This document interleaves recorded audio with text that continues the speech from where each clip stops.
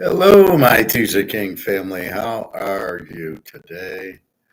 I am wonderful. I've heard from my Daria.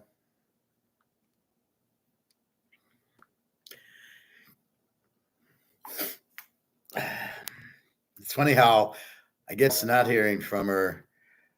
Uh,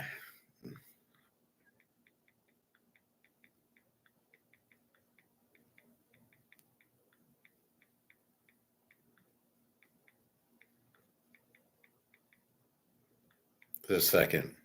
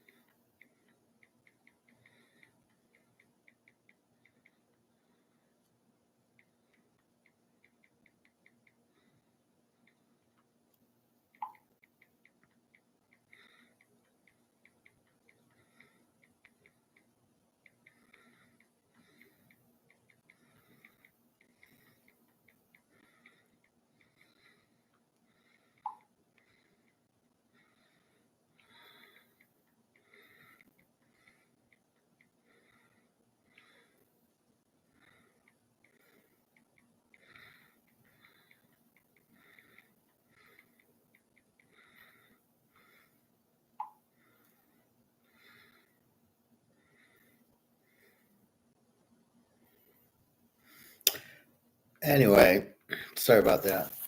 So that was Daria. So I had a little conversation with her, and I said, I hear from her Friday morning, and then I don't hear from her this morning. I finally see she's on, and I go, "Hi, how are you? Like, what's going on?" And then when I'm at swim, she finally texts me and says, "Oh, uh,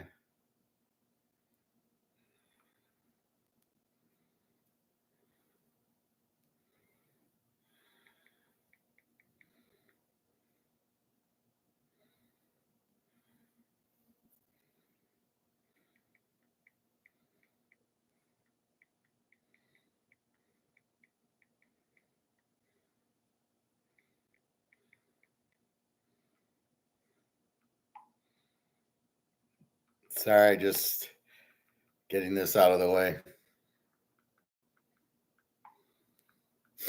All right, so she was working, and then the daughter was sick, and she's busy, and I get that. So I told her, just send me a quick, I'm working or something. I just need to hear from you every day. I know it's not quite as stoic as I want it, but so I tell that to her, and she said, "Okay, I got it now." Because she'll get busy, and she knows I'm here for her, so she doesn't worry about it. But she doesn't think I need to get the text. So she texted me Friday, and then today I'm in the pool, and now she's finally texting me. So she says, I get it now. And I says, yeah, that's all. I don't, just a quick, I'm at work. Have a nice day. Love you. That's it. Just something. So I know she's okay, but she's fine. She was doing a different job apparently and tired. And so the daughter is sick, so they're going to the doctor tomorrow. And she's got a fever, so I don't know what they're gonna they'll prescribe something or get her something. So it's not expensive, and in Russia the medical is very cheap. All right, so that's good. I'm happy I can relax. I told her, I'm in America. You're in Russia. It makes it kind of difficult. Uh, I can't get a hold of you. Then I found on Netflix, to be cool for 1 second, you can change languages on Netflix. So I'm watching Money Heist in Russian with the English subtitles. I was watching it in Spanish. So when we're together, we can watch a movie. I'll put it in Russian so she can understand it, and I'll read the subtitles. So that'll work good because we're still tweaking it, but it's hard following Money Heist in Russian, going, "What the hell did they just say?" And you're like, "Fuck, this is a hard language." All right, let's get to the big money. Gold. Gold is 22.71, up $20. So here's what the mess looks like. It starts at 22.51. It jumps up to 22.75. And I thought, oh, it's good. It's 10 o'clock and it's not going down. It goes down to 10:30, all the way down to 22.53. So that's COMEX trying to lower the price. And then, of course, it just gets jumped back up and it's back to 22.70. So what's going to happen is it's going to go 22.70, then it'll go 22.90, and then they'll beat it down to 22.70. See, the bottom gets shrunk. So yesterday it was like 230, started 230, it ended 230 at Thursday. Then it was good. It was Easter, Good Friday. And then yesterday it ends at 250. It did go to 270, then drops to 250. And then today it gets all the way to 22.75, drops to 22.53, and then back up to 22.70.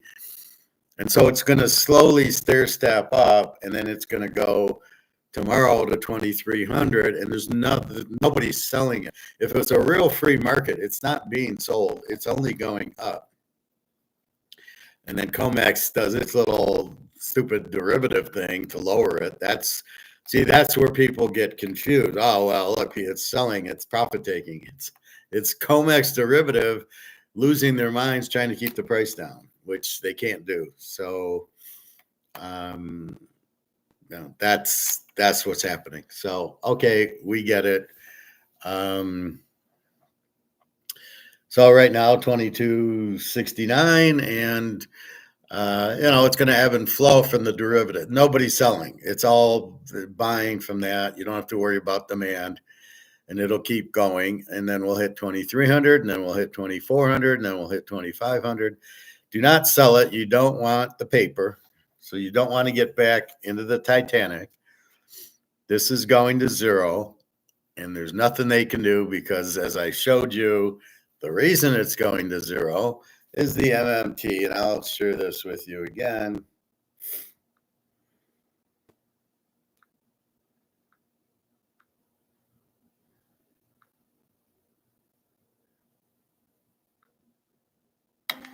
Router MD Plumbing and Heating. 25% off all your plumbing repair problems.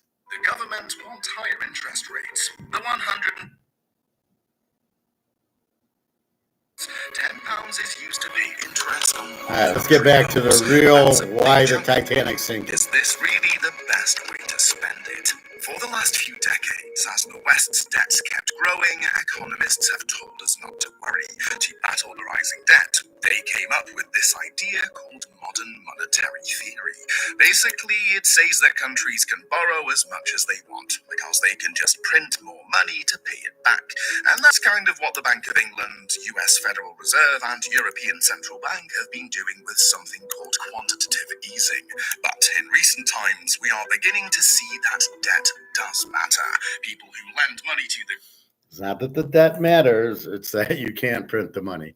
So that's the iceberg, right? So that is the reason we're buying gold. That is the reason gold's going through the roof. That is the reason the dollar's going to zero as the British pound and the euro. Because what are they doing? They're printing. They can print all this money to cover the debt.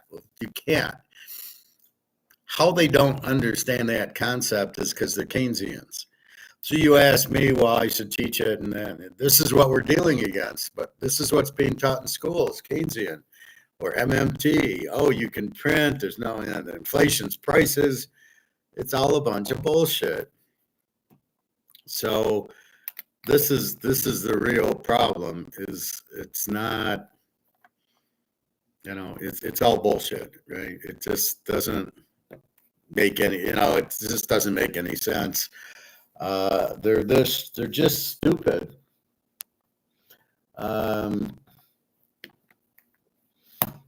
They don't get it. See, they're doing the wrong. It's like, well, if there's traffic around you, you can. Well, it's not even the same. I was gonna say you can speed, but that's not the same thing. It's just you can't keep printing without having an effect on the value of the money. Hence why gold's so successful is because you can't print it. That's why they don't like the gold standard. And by the way, silver is $25.93. Here goes silver. And this is just the same thing. They're just not doing the derivative on it because there's a big demand for silver that they can't cover.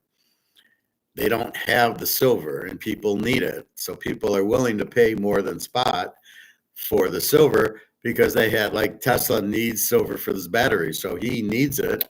So he's going to pay more because he knows the 24, 25 is bullshit. So he's paying more for it than they need to. So that's what this is about, demand. We need silver. So we're going to buy it outside of the COMEX and they're going to the mines. So silver is going to go because of the demand. Hey, Greg and John. Rough audio static. I don't know what to say about that. It's a pain in the ass to restart it, and I see the mic is going. Is it just the whole play is rough audio static? I don't know what to say about it. I see it's working, but I don't know if I come back what'll happen, and I don't know. I don't know what to tell you. Let me mute it for a second and then unmute it. Maybe that'll help.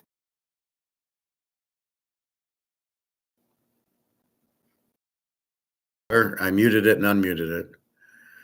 Is it the whole time rough audio static, or is it just coming and going?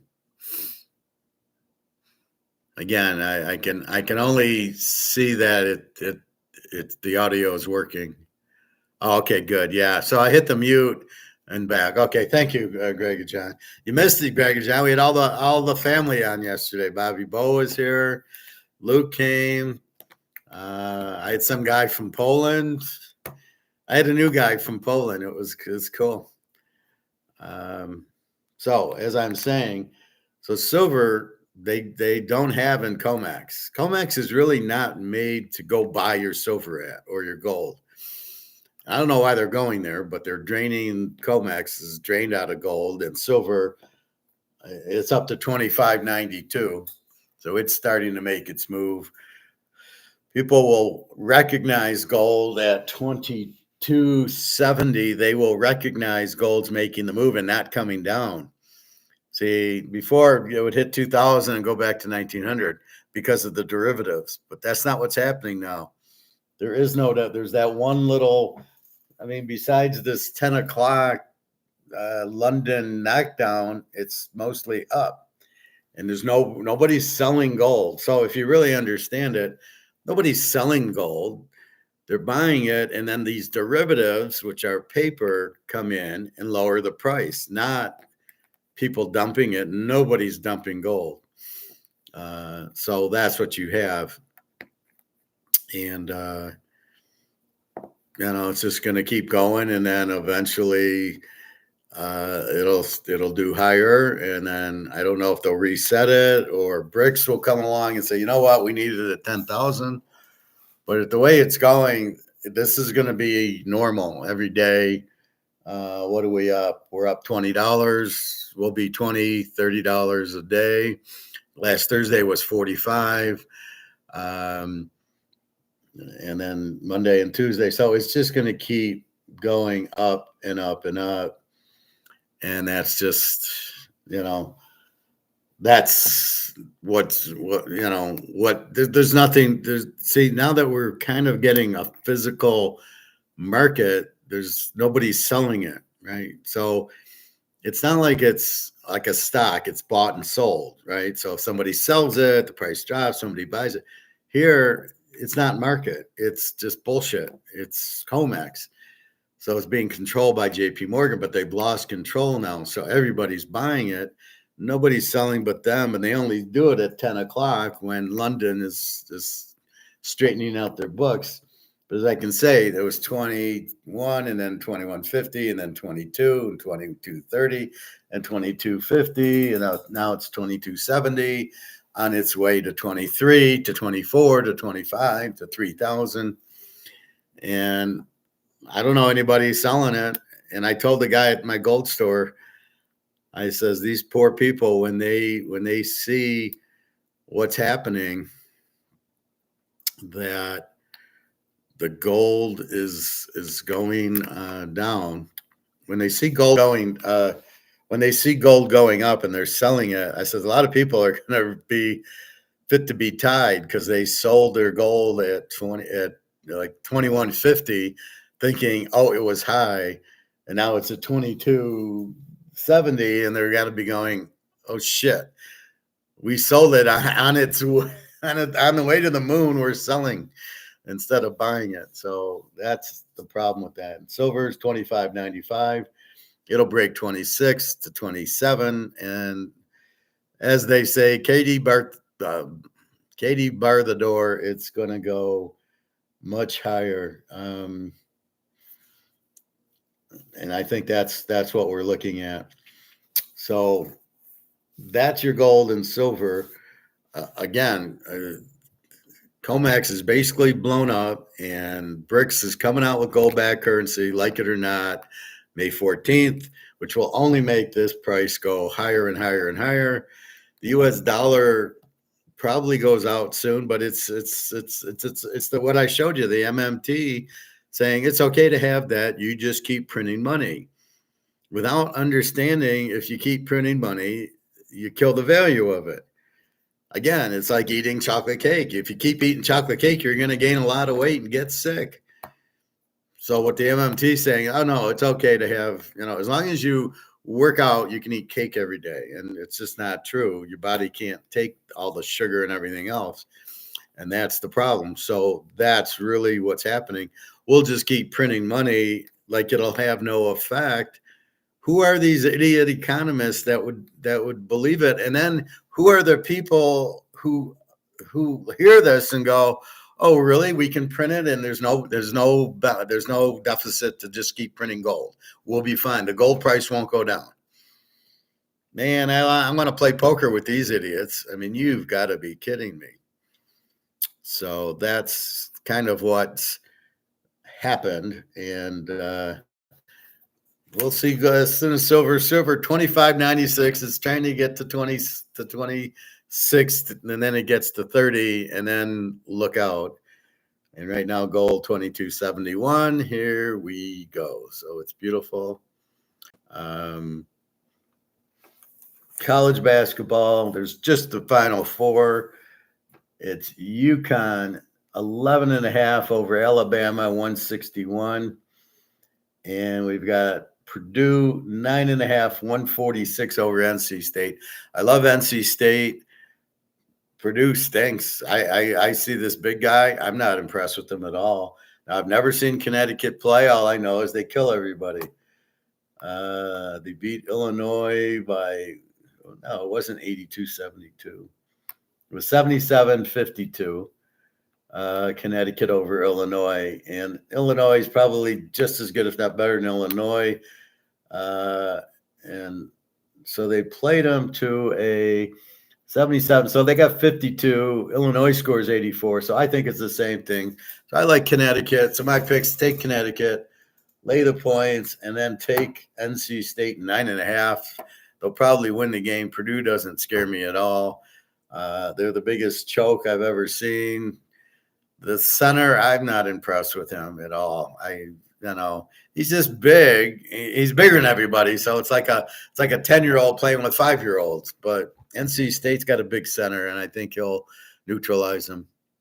Looks awesome. Gold price is going up and away. Yeah.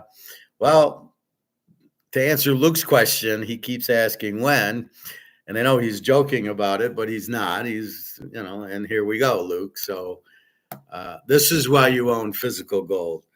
I don't know what the gold stocks are doing now, but I know what the physical is doing. So I'd rather have 100 ounces of physical than 100 shares of Newmont Mining, because they go up first, and then the gold stocks will go. But see, the coins don't need anything to go up. The central banks are doing our bidding for us. We're sitting back. Central banks are buying it. China's buying it. Russia's buying it. India's buying it. All this demand to buy this cheap gold does the work for it. We just sit back and go, boom. But in the gold stocks, there's got to be a buyer. And none of these Madoffs are going to buy gold stocks. They're all buying because they sell the fact they make returns. And there's no return on a gold stock. So they're all buying the big five stocks, whatever, Amazon and Apple and what is it, Alphabet and, and Madoff. So nobody's buying these gold stocks. They'll never go up. Even though gold goes up, the gold stocks won't. And when everybody sells their gold,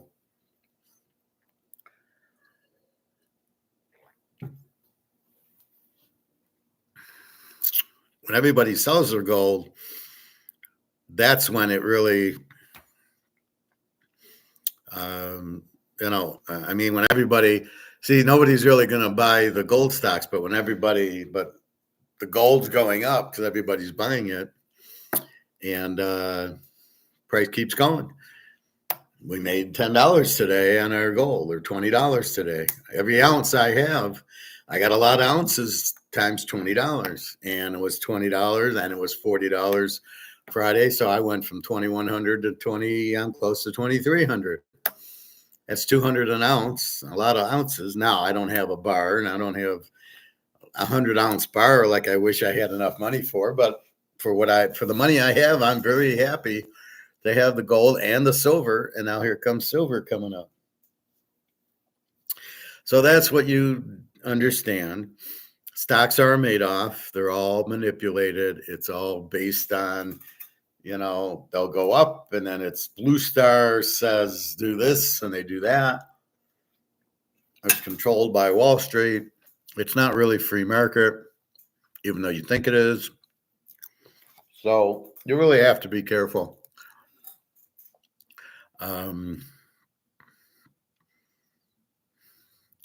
That's really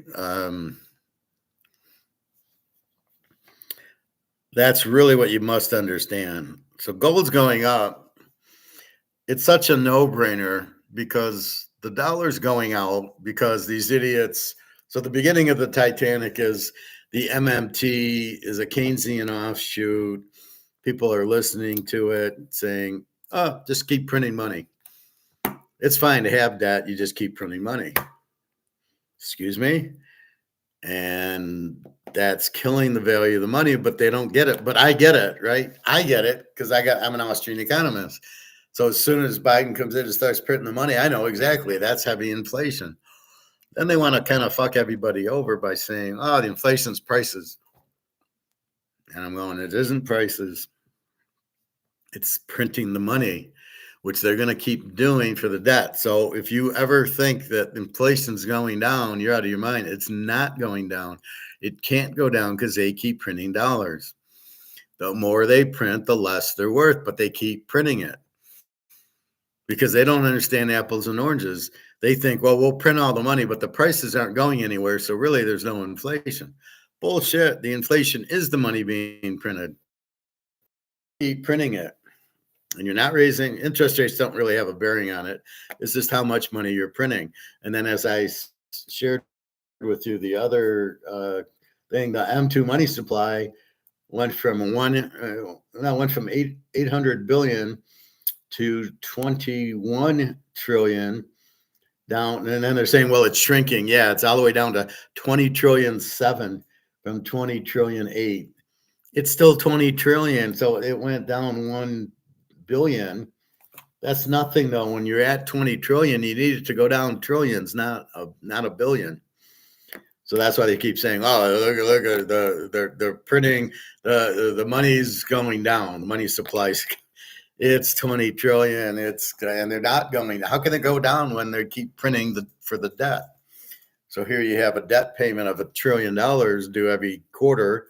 Well, you're going to print that. Where are you going to get that money? So you print it, and now your money supply goes up 1 trillion, and the value of money goes down.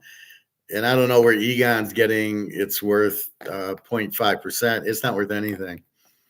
There is no value in the dollar. I mean, it's worthless, except for people will still accept it because they have to. So that's the thing with the government running the money, which gets you to Bitcoin. Bitcoin's trying to do a scam by getting out of the money, right? They're saying, well, we're going to do money, but decentral, so there's no government involvement. But you don't understand, the government is the one who allows you to get paid so you can get taxed, and allows you to use that money to pay for goods and services and buy gold and buy silver and buy Rolexes. You can't take the government out of the money because they're the ones who enforce it. You cannot get paid in Bitcoin because they're gonna, because you have to pay tax on it. So you're making 100 grand at your job. Is the company going to pay you in Bitcoin? Only if they take taxes out, but they can't. And they would, it's impossible. So therefore, the government will never allow Bitcoin to be used. So now it's just a penny stock. It's like getting paid in Mahomes. Would you ever get paid in Mahomes? Well, we're going to pay you a 50 count Mahomes card. No, you can't. It's an asset. It's an investment. It's a nice hobby, and that's all Bitcoin is. It's not real because you have to take tax out. If you're running a business and you pay an employee, you have to take taxes out. The government will fine you and throw you in jail. So there's no way Bitcoin can work. The whole concept is that of a penny stock because it's not allowed to, you can't get paid with it. So it's not a medium of exchange. Therefore, it's not money. It's not accepted by everybody. And as I said very, very clearly, this only works in the Caesars Casino. Bitcoin only works in the Bitcoin Casino. That's it. So this is a $5 bill, but you're never going to get paid in this. And you can use it and eat with it at Caesars and gamble with it and and give the waitress a tip. But you can't go outside with it. You can't go to Wendy's or Burger King and use it, right? You can't do it with Bitcoin either. They're not taking it. Oh yeah, a few do. Bullshit. Very few, and they got to charge tax. How are they going to charge sales tax? They might take it, but very, very few because it's not worth it to them. They got to change it back into dollar. It's a pain in the ass. If I give you a $10 bill or use my debit or credit card to pay for Wendy's $10, we're all set. You got the money, and then you go to the bank and you do whatever with it. And with so that's what you do. And then, but with Bitcoin, how in the world can you take Bitcoin in McDonald's? What are you going to do? I'm going to pay you in $20 worth of Bitcoin. Well, we don't have a Bitcoin thing. So now McDonald's has to get a Bitcoin thing, and then they have to have it, and this can only be in your account because McDonald's can't do an account. So they do an account in Joe Blow's name, and then he's got to download it to get it into his bank to get the money out. What a pain in the ass. It's like electric cars. Who wants to go through all that to charge my car? I'd rather just go put gas in it. And I don't have to worry about it catching on fire or my battery getting damaged, costing me 50 grand. Who wants that mess? So that's the point. So Bitcoin's not accepted. It's just a penny stock, and it's not money, and nowhere in the world is it money. And I was listening to the Douglas McGregor, the colonel, and he says, "Well, when BRICS goes to gold, our dollar's going out." And he's coming to the conclusion the only thing we can use is Bitcoin. And I'm thinking, no, we can use gold. We'll just use the BRICS gold backed currency. It's just the medium of exchange is what you need. Or we'll end up having to go buy gold from the Chinese at $20,000 an ounce. Or if JP Morgan and Goldman Sachs have any, they're the bullion banks. They should have some. Maybe they're going to sell it to the Fed for 20,000 an ounce. Wouldn't put it past those guys. But I bet Bitcoin can't be money because money's something that is wanted and it's a medium of exchange. And that just is not what Bitcoin is. It just isn't wanted. And therefore, it's not accepted. It's not what everybody wants. So it'll never work. And Murray talks about gold. Well, there's not enough gold in the world. It doesn't need to be. It's gold-backed currency. You just make the value of the gold 20,000 an ounce. Then you print these, $100 bills, right? So many equals a half ounce or whatever. That's what you do. You don't sit there and everybody has to have an ounce of gold. That's not what these guys are they're so stupid. It's really hard to listen to them. We'll go to the barter system. We're not going to no barter system. What are you talking about? That means I take my homes to Kroger's and I go, give me eggs and milk. I mean, we're not going there. And if we go to silver, see, the point is, how are you going to price it? Are you going to price the eggs and milk in dollars? Then it won't be a barter. I'll go sell my silver for dollars and go to the grocery store. Or I'll use my debit and credit card.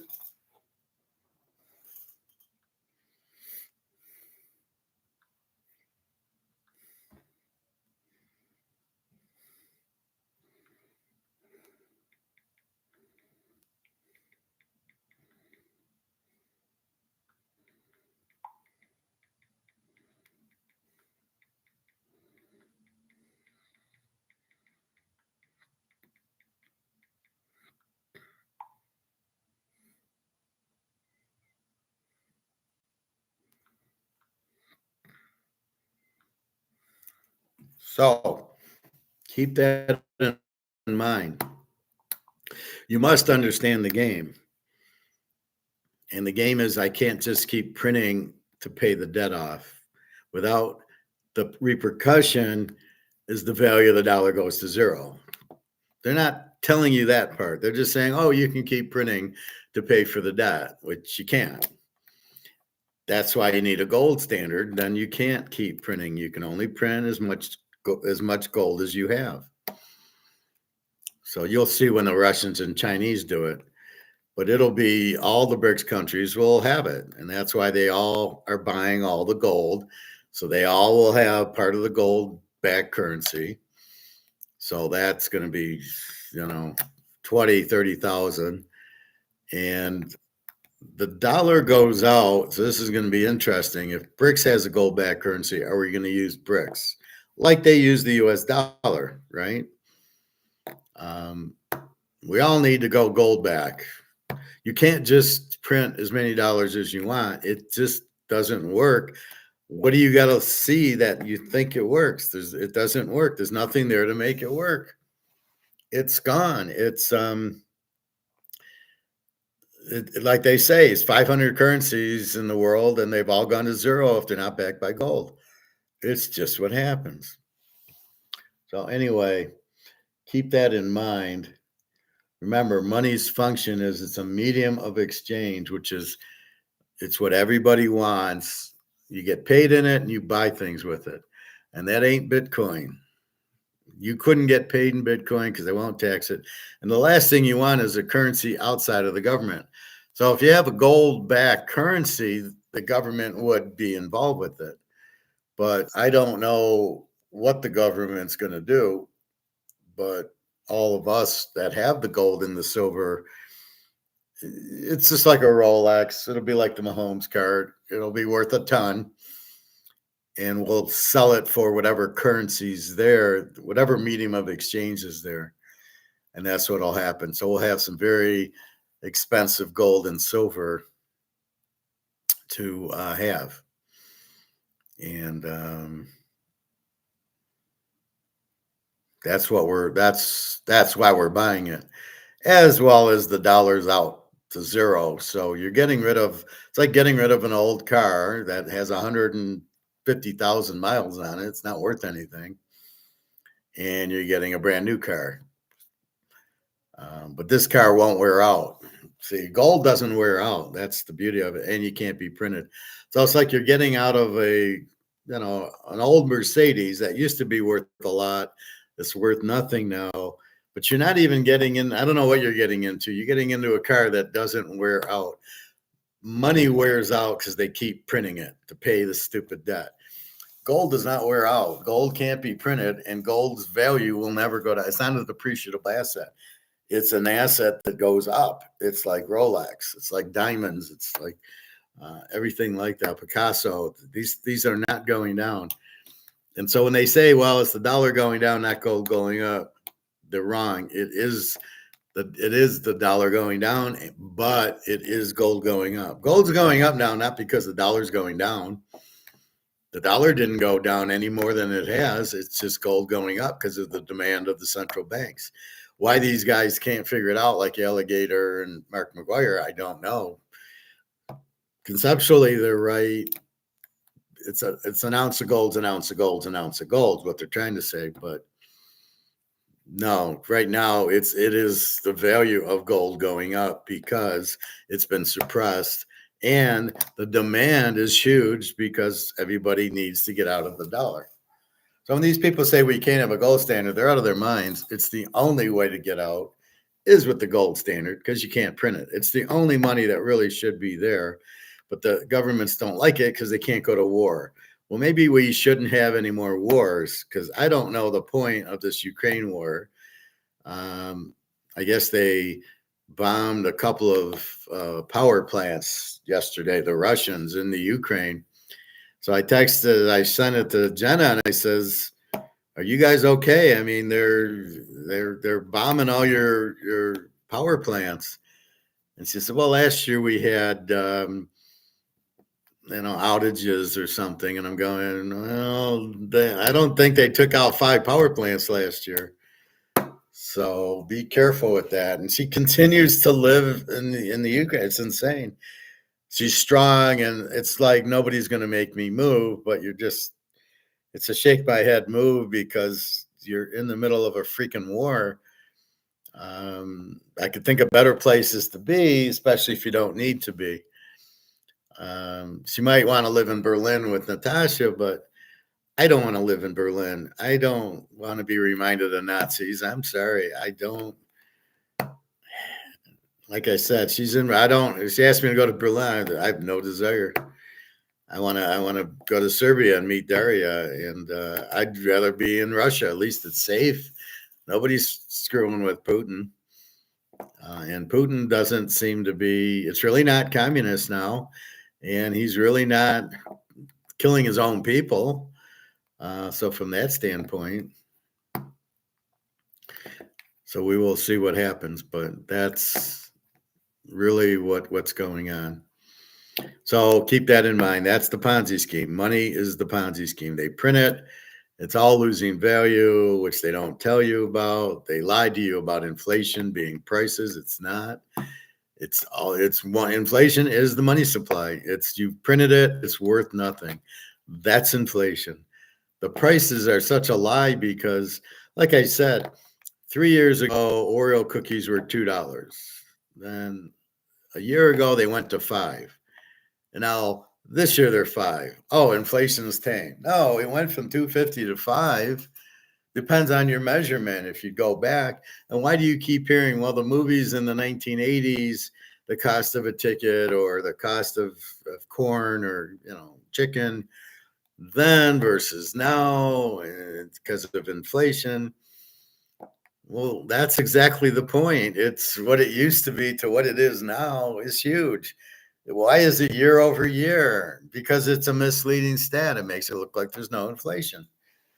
Oh, inflation went from, like I say, Oreo cookies went from $2 to $5. Last year they're $5. This year they're $5. Oh, no inflation. Well, can we go back to when it was $2 to $5 and say, it's like 100%?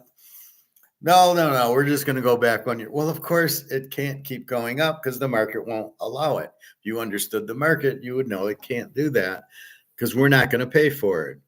When it hits $5, what do I see now? I go to the grocery store. Buy one, get one half off. Buy two, get the third one free, because nobody wants to buy it. So they got to kind of hit you up on a few to get rid of their inventory because nobody's buying. But then the third one being free or the second one being free allows then you do the price in your head. Like my dark chocolates. Well, they were like $2 something and now they're $3.50. But if I buy the second one, it's half off. So it's $1.70. So now it's $5.20 for two, which is really $2.50, which is where it was. Okay, I'll buy two, which I normally do. So it's not a big deal for me. But that's how they escape the inflation by nobody's going to pay $3.50 for this. So, and that's the business. So that's the whole thing. All right. So let's see. So college basketball, we talked about. So we like Connecticut and we like NC State. Pro basketball. Let's look at pro basketball if we can. Let's look at the standings because I have no idea. We got Boston, 59 wins. The Knicks at 44. Last time I checked, the Knicks won like 10 games. That's how many years it's been since I checked the NBA schedule. Philly, 40. So you have 3 teams there. I thought Philly did all that tanking to get good players, and they still suck, which tells you tanking doesn't work. It's really nobody wants to go out to lose. Even when you fix the game, you feel funny when you don't play well. Milwaukee at 47 wins, Cleveland 45, Indy 43. So we have 6 teams over 40 wins. Boston's huge at 59. And that's about it. And then we got the Southeast. Orlando at 44 and Miami at 41. So you've got 8 teams over 40 wins. That must be your playoffs. I don't know how many 8 teams in the playoffs, I think. So they're pretty much set. Our Pistons, 13 and 62. Toronto's 23 in last place. Washington's actually is bad at 14 wins, and Charlotte's got 18 wins. And you're going to reward these teams with the first draft pick. But from what I hear, the draft sucks. Oh, that's what I want to talk about, is the NFL draft. All right, so let's go to the Western. We got San Diego, 47 wins, Phoenix, 44, Sacramento, 43, the Lakers, 42, and Golden State, 40. A little bit of a difference. All the teams are 40. Dallas, 45 in the Southwest, New Orleans, 45. And then we got Oklahoma City, Denver, Oklahoma City 52, Denver 52, and Minnesota 51. They must be beating up all the East teams. Their worst team, San Antonio with 18. They missed David Robinson, and then Portland with 19. See, it's amazing how the coach, when he doesn't have talent, all of a sudden he's not this great coach anymore, is he? So with David Robinson and the other center, and Ginobili, they were a great team. And then, he's a great coach. Now they don't have talent, and they win 18 games. Is he a great coach? So Portland with 19 and San Antonio with 18. And then you go to the Pacific, and the Golden State's the last place team with 40 wins. So all 5 of those, well, all 5 won't get in. You got 45 Dallas and New Orleans, and you got 3 teams in the 50s. So all 3 of the 50s get in. Whoever wins Dallas or New Orleans gets in as 6. The Clippers look like they're going to win as 7. You only got 8. So right now it'd be Dallas, New Orleans, Oklahoma City, Denver, Minnesota, and San Diego. 3, 4, 5. No, it's 8, right? So it's the 350s. Dallas and New Orleans is 5, and San Diego is 6. And then Phoenix and Sacramento are 8. The Lakers are a game behind, and Golden State 3. So it's really, it looks like Phoenix, Sacramento, the Lakers, and Golden State for the last 2 playoff saves. In the East, everybody's in. And I know very few players. Steph Curry, I think, still playing. I don't know about Klay Thompson, LeBron, and Anthony Davis, who didn't go to USC.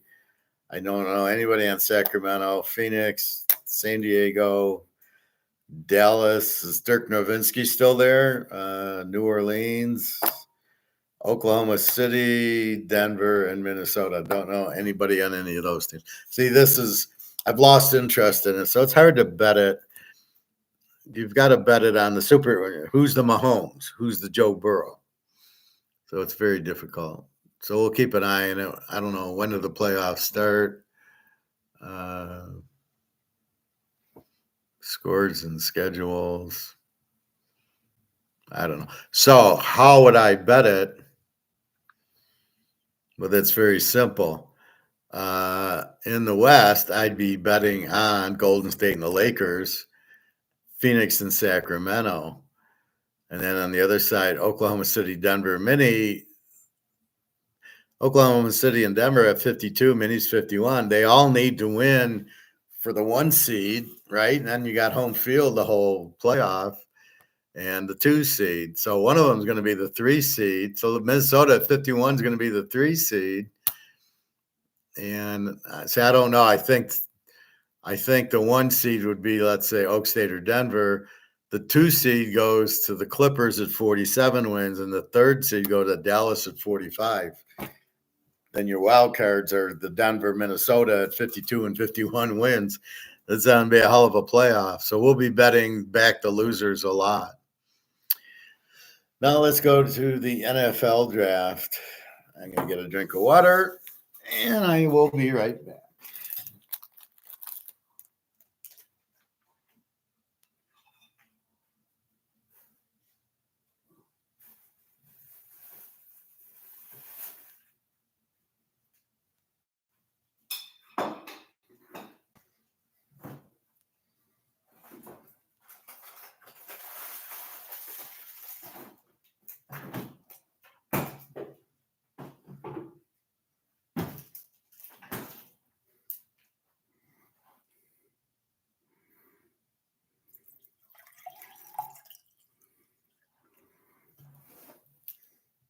Okay. So I watched some idiot do a mock draft yesterday that I couldn't watch it. It was the stupidest draft in the world. He's got Caleb going 1, Drake May, I think 2 to Washington, and then JJ McCarthy 3 to whoever was next. And then Bo Nix and Penix going to Oakland and Denver. Nobody taking Brock Bowers. Guy's an idiot. And you're seeing like how they position the players. So like Caleb was 1, Drake May was 2. Where the hell are you getting that from? Where in what world is Drake May your number 2 quarterback? And this is the problem with the GMs. If they're going off of this, instead of watching the games and understanding the players, no wonder all the teams suck and all the GMs have their head up their butts. That's bullshit. You can't do that. And it's not right. So, what did I do? I watched both Washington, Oregon, little 20-minute games. I watched Michigan, Alabama, Michigan, Washington. And I've already watched the Drake May games. So I saw Michigan, so I saw Penix and Nix and McCarthy. And what I got out of it is I wouldn't draft McCarthy on a high school team. Drake May is terrible. Penix, I think, is the best quarterback. He made some throws against Oregon and Michigan. Unbelievable. I mean, Michigan blitzed him, so he didn't look good because they put, they were just rushing 6-7 guys every play. Okay, well, who's going to look real good there? And then Bo Nix looked really good against Washington in both of their games. So they're the best too. And then you come up with Caleb. Caleb against Washington did nothing. They ran for some scores. He had like a busted coverage on one where he's scrambling. It was like a flea flicker, but it was a delayed flea flicker. The running back was going nowhere, so he just flipped. I don't even think it was a flea flicker. He just flipped the ball back to Caleb, and the guy was wide open. Oh, Caleb, you're so good. Then in a key moment of the Washington game, it's tied at 42 or 45-42, and he throws, 3rd and 5, and he throws the ball 10 feet over the guy's head. Caleb is not number one. Caleb is not the real deal. Penix is. Bo Nix is. Daniels is. It is not Caleb, and it's certainly not Michigan's guy. He sucked. I'm watching the Penn State game. They ran the whole second half. I'm watching the Alabama game. He did nothing. Again, it was running, and then, against Washington, it was all running. So where do you get off with J.J. McCarthy playing the weakest schedule I've ever seen in my life, and you want him, and you think he's good? For what reason? So Michigan ran the ball down everybody's throat. So I am not a J.J. McCarthy. So this is like Washington, I think, is the 2 pick. The Giants are up there. Carolina's up there.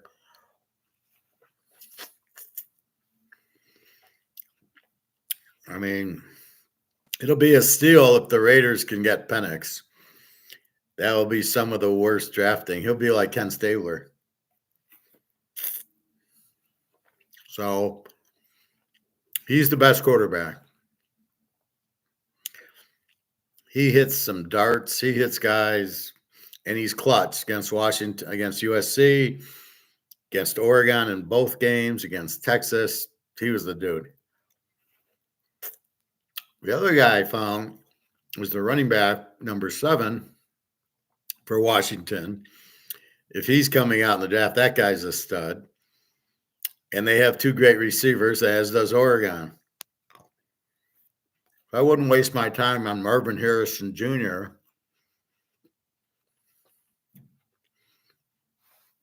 It's Oduzzi, and there was another receiver on Texas, or on Washington. Texas had a receiver. Oregon's got receivers. It's not that hard, guys. Just you want a good receiver, go to Washington and Oregon. But Bo Nix is a winner, and he made big plays against Washington. Don't forget that. So those are your best quarterbacks. Daniels, give him credit. See, but it's the same with Hooker. And this is the problem I have. Here you got Hooker putting up 50 in Alabama, and he gets drafted, and all of a sudden it's forgotten. He got 50 against Bama. What in God's name are you thinking?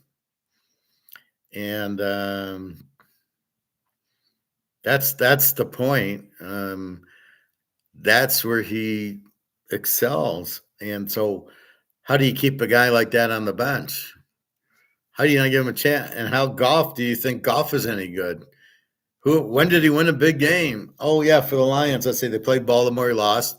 Played Dallas, they lost. Played the Niners, they lost.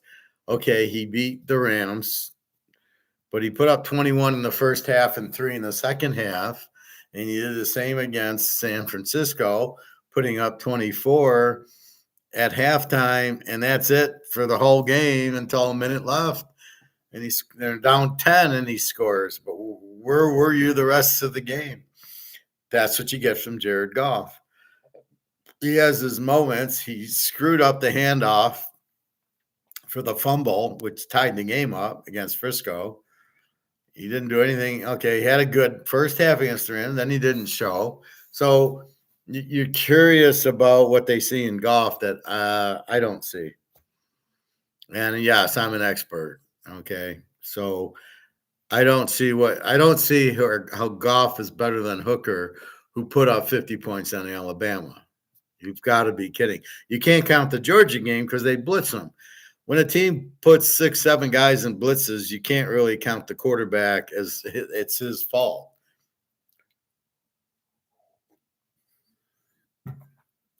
But he did great against Alabama's blitz, but Georgia's just too good of a team. So that's what you have to look at.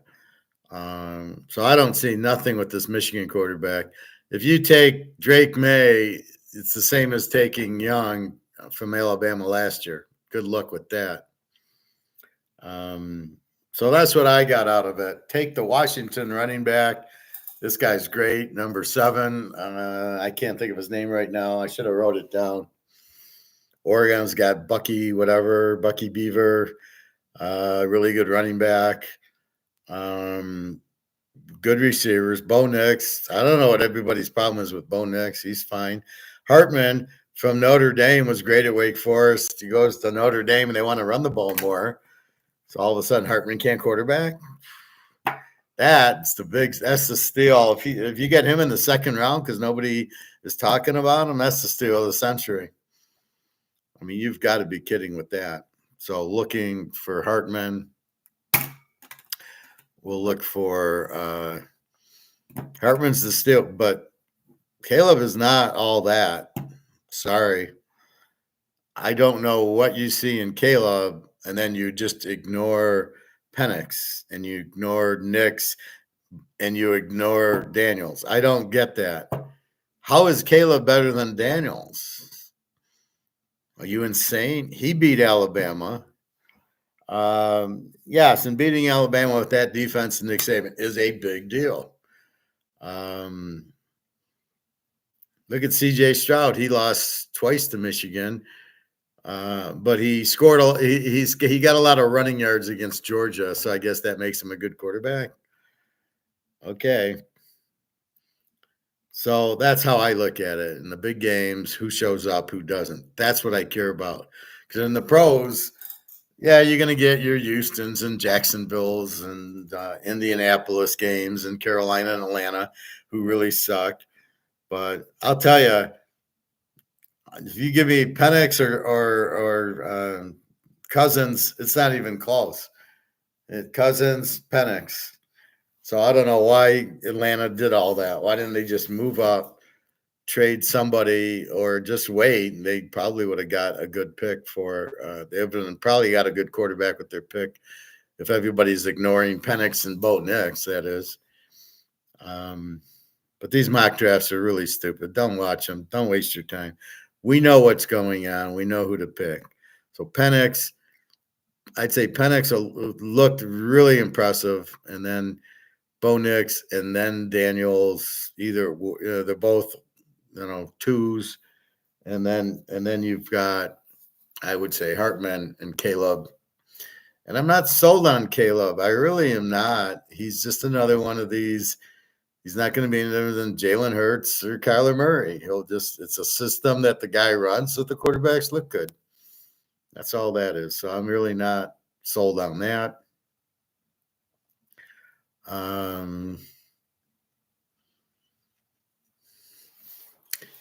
And Hartman's the sleeper, but you draft JJ McCartney or you draft Caleb or Drake May, you're out of your mind. You do not know what you're doing.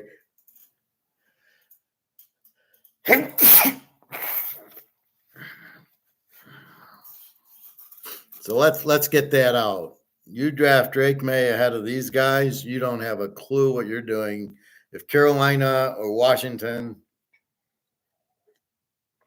drafts Drake May, or the little box comes up and Drake May's the next quarterback up, these people don't have a freaking clue what they're doing. We'll make a fortune because I'm going to hammer against Drake May and JJ McCartney. These guys are not good quarterbacks. And if Oakland or Denver gets Penix and Bo Nix, I'm going to be jumping all over them.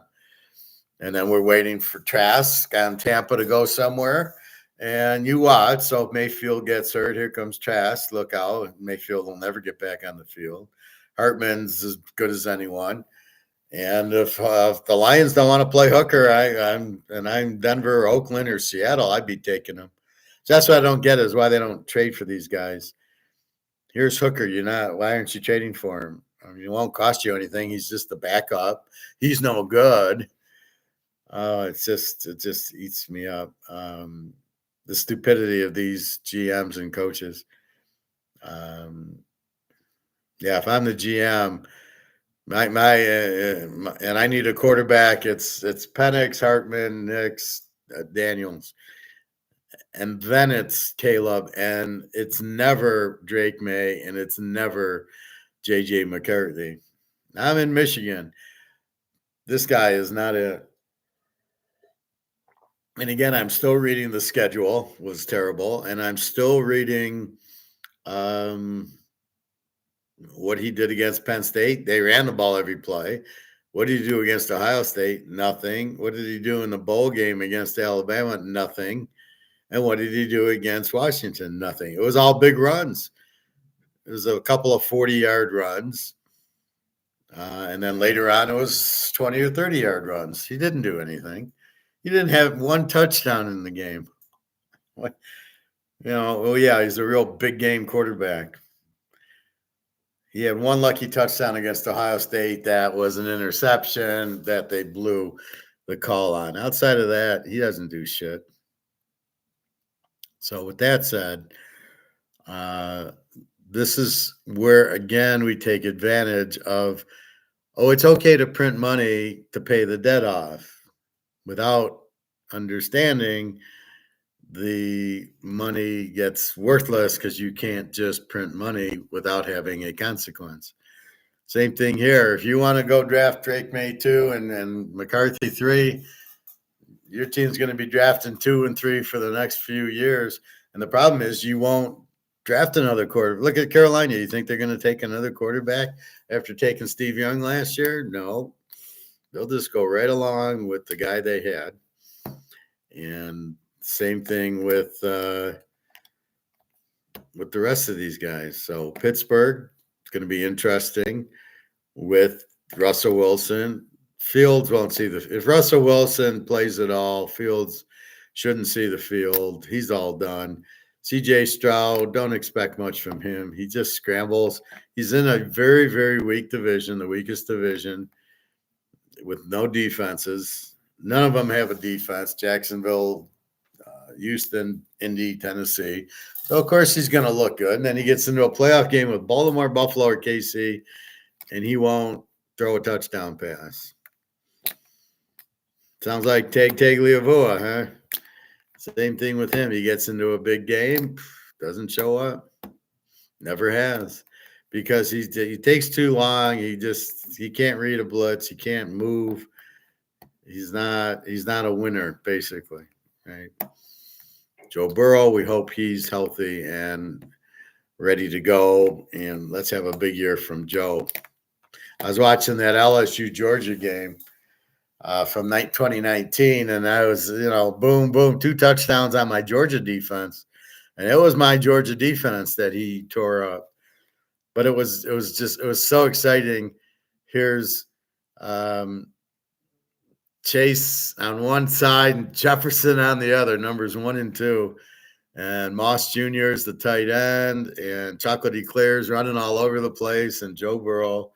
What a freaking team that was. I mean, can you imagine Chase on one side and Jefferson on the other on the same freaking team? Holy Christ. I mean, that was just, and there's Burrow, touchdown. He's not even throwing to Jefferson. He's throwing to Chase, caught a great touchdown. Jefferson caught a few swing passes. Moss caught, and then there was another receiver I never heard of was catching some because he was like the third guy to cover. We'll cover Chase and Jefferson, and I don't know what that guy's name is, so we're not going to cover him.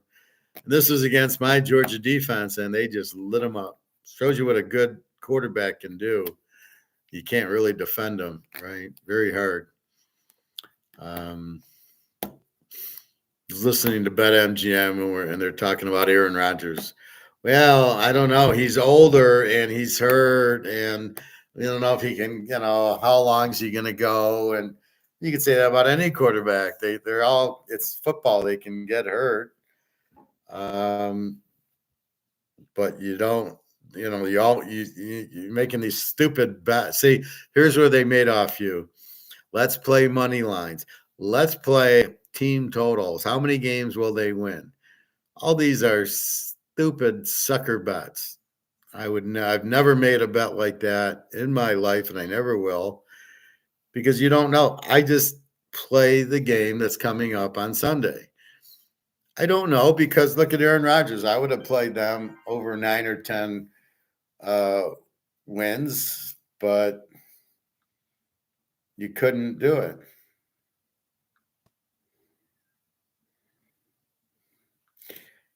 You just couldn't do it because they're the stupidest bets, right? What was I talking? Or like Aaron Rodgers, you don't know he's getting hurt. So if you would have played him over, 9, that's a sucker bet, because if he's healthy, they hit 12, 13 wins. They got the Jets. I mean, they got New England. That's 2 wins. They got Buffalo. That's a split. They split with them anyway. And then Miami's 2 wins. A real Jet team with Rodgers beats Miami all day. And then there are other games that they got, but it was unfortunate. We hit the Jets pretty good the first 6, 7 weeks, and then they just got too many injuries. And Zach Wilson couldn't handle it. And that's another case. He's a very good college quarterback at BYU or Utah. No, I think it's BYU. And again, you're running a different offense. Why do you draft the guy? If you're not going to understand your talent and coach to your talent, what are you doing? You shouldn't be coaching. That's the problem with it. So anyway, so keep that in mind. So if we go through the teams, again, the draft order. Let me look at the draft order. But there was that good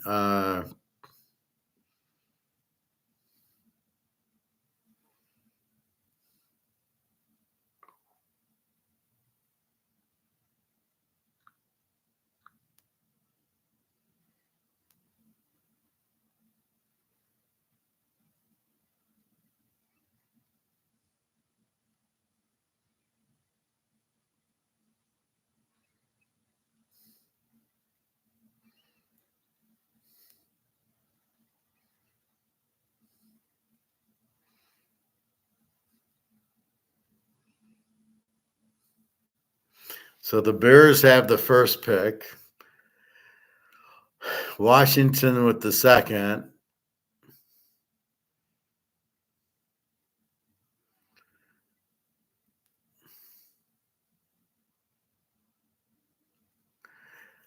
So Washington goes 2. So the Bears need a quarterback. Washington needs a whole team. Minnesota has the 3 pick.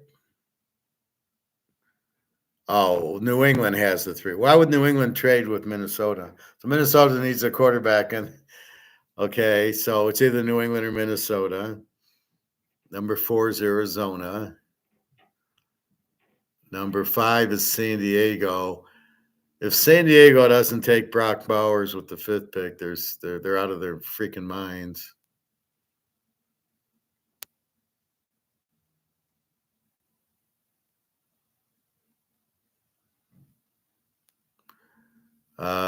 Then the Bears are back. I think, or the Giants. Then Tennessee. So I don't like this because this is not.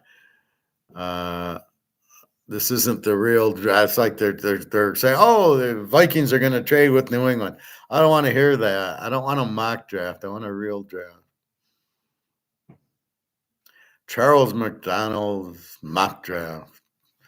Don't want a mock draft.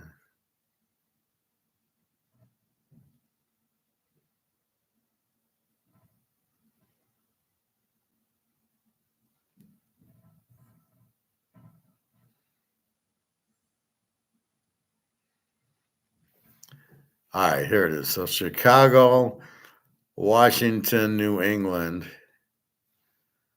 Then it's Arizona. And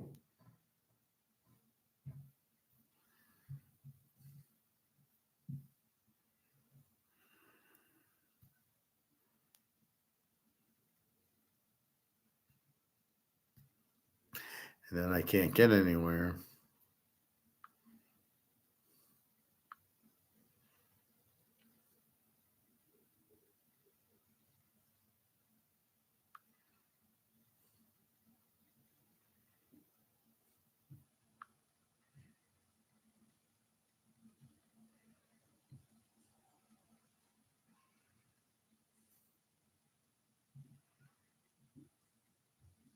No.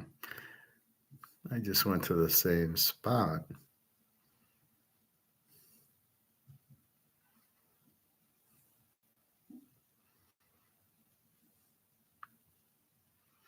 Bobby Bo. Hello. Yeah, I'm talking NFL. I was watching the Washington Oregon games and the Washington USC and the Michigan Washington and Michigan Alabama games. Scouting the quarterbacks. Yeah, they're always with that BS mock draft. It's such a waste of time. These analysts get so bored that they just throw BS out there and end up being wrong 100% of the time.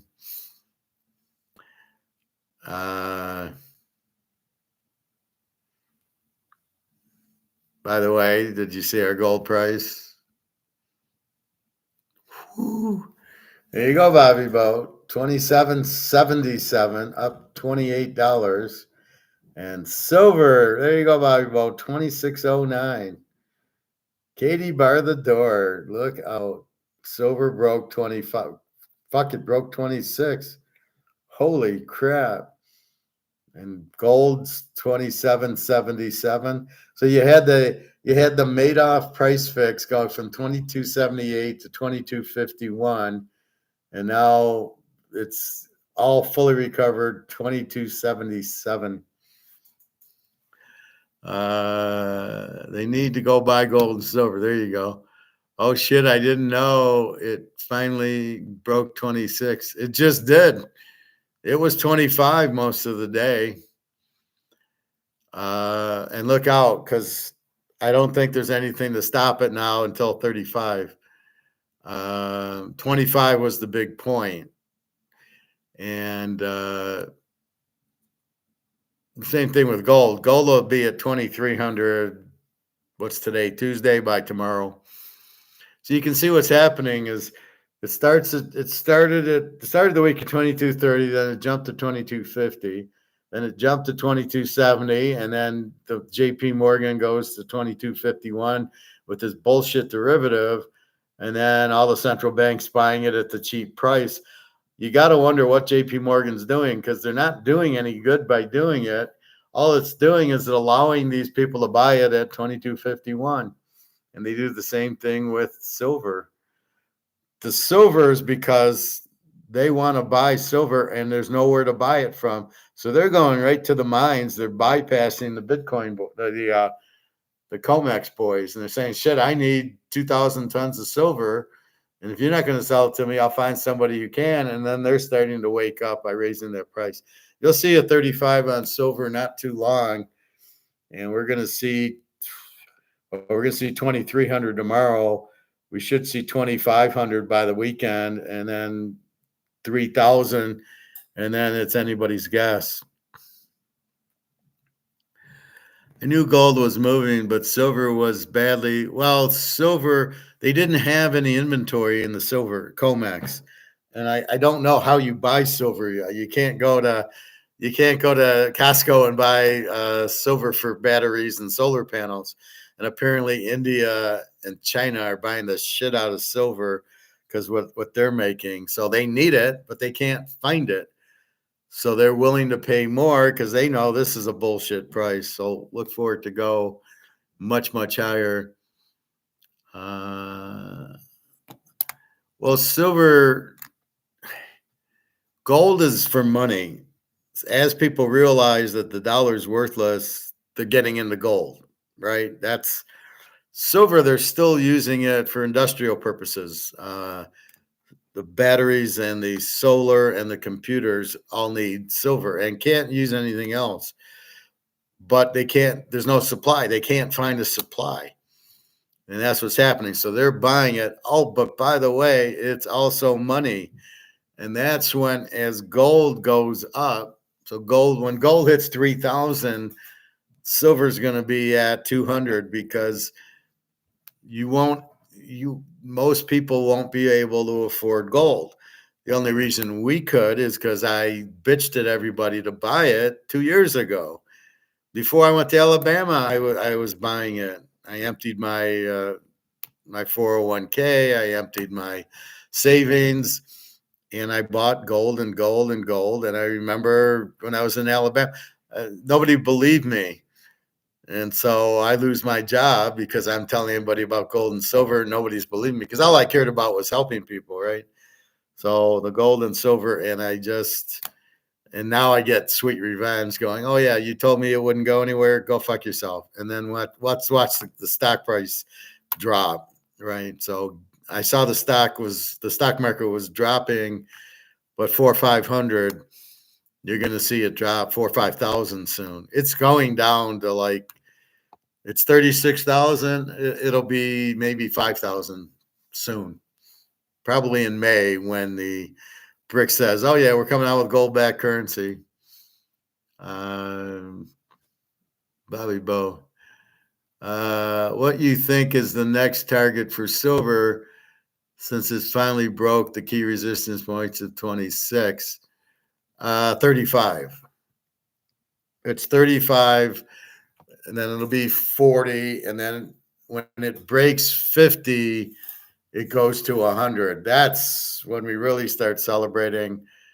It's on its way. It's got to go like gold. Gold 2,800 or 24, 2,300, 2,400, 2,500, 3,000. Silver broke 25, now goes to 35, and then it's probably 40, 45, and then 50, and then 75, and then 100, and then 250, on its way to 500. So that's where it's going. So I got my unemployment today, so I'll probably run and go buy gold or silver tomorrow to celebrate. I mean, now I'm getting an extra, little bit in, enough to pay the girls, and the credit card. So that's nice. That's when it cracks open that bottle. No, this is never getting cracked open. Sorry. Maybe I'll get another bottle of Canadian Club to crack open, but I'm never cracking open my baby. You can't get this. This is 12 years old in 1997. This is 1985 Canadian Club. That was 12 years old in 1997. And now we're in 2024. This baby's never getting open. But if you want, I will buy another bottle of Canadian Club to open.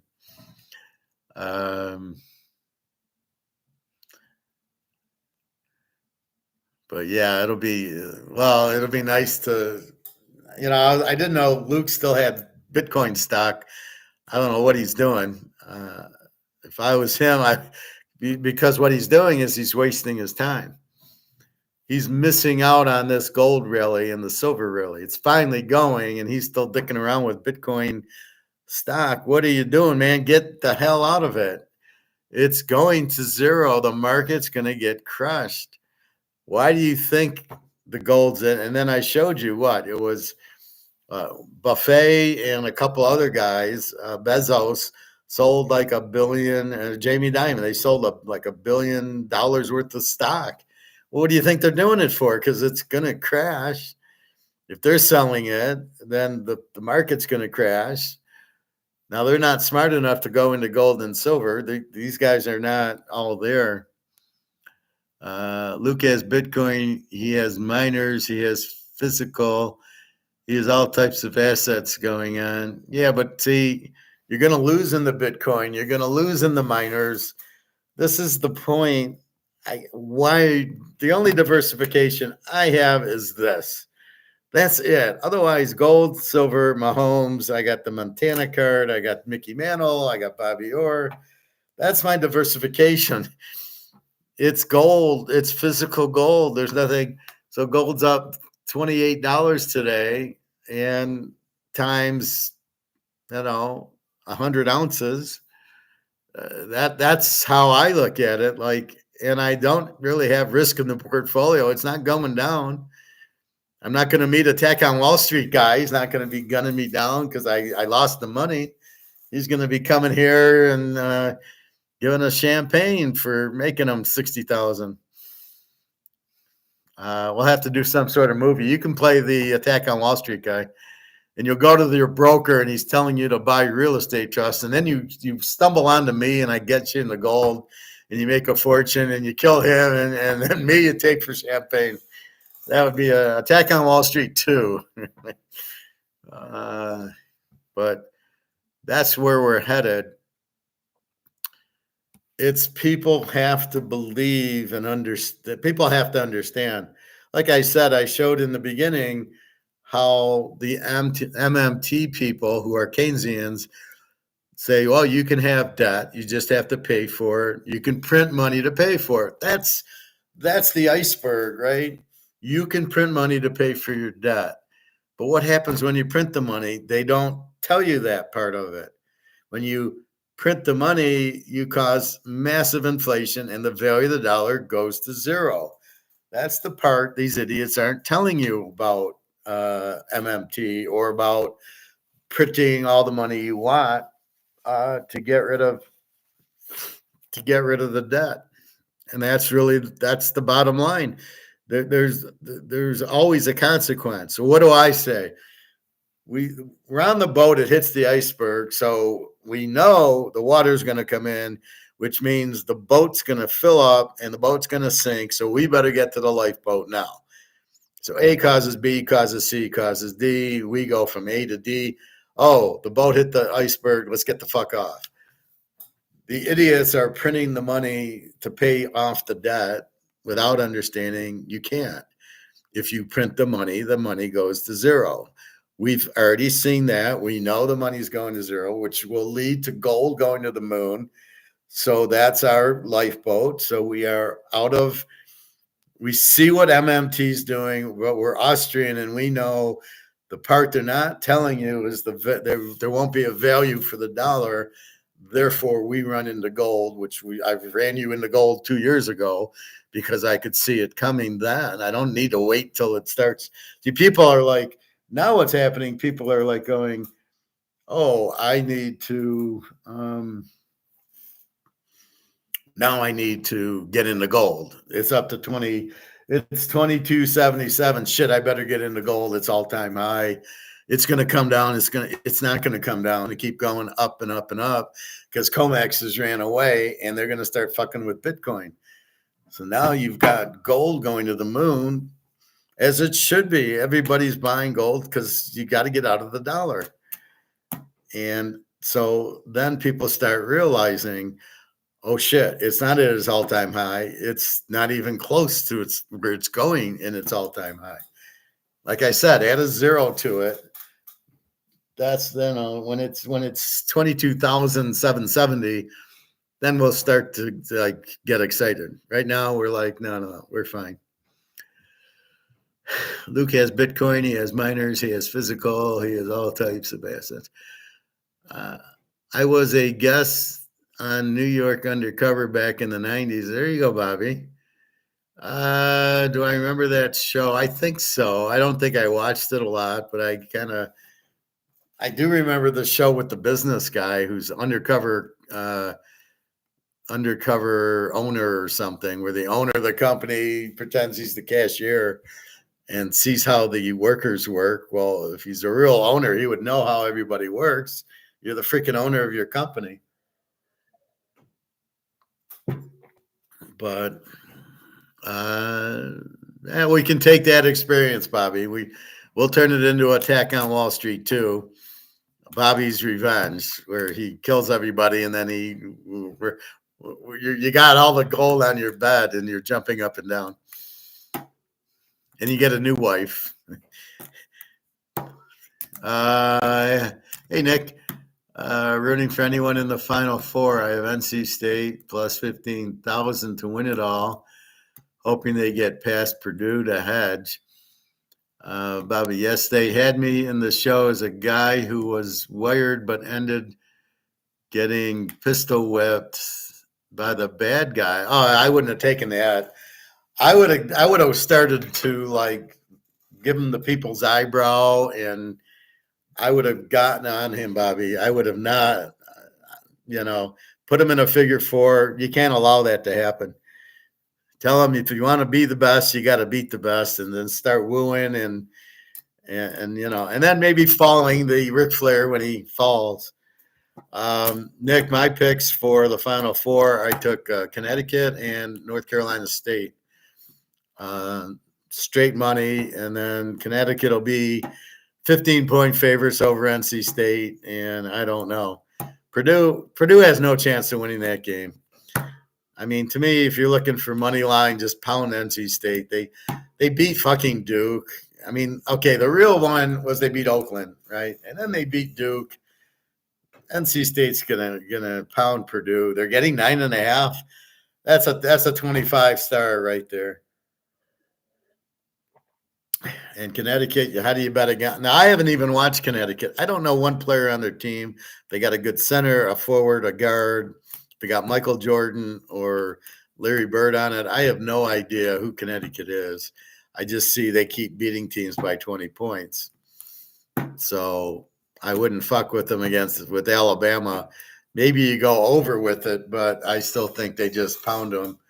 And Alabama doesn't have a defense. So what do we do when we play an A team against an over team? We bet the A team. But NC State is probably a solid B team against Purdue, who's one of these, overrated teams. And they're like Iowa. We'll take NC State in the points.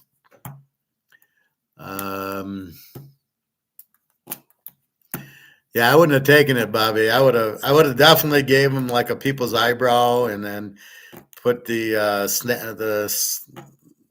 smack bottom down. I was watching. Here's a good match I was watching yesterday, Bobby.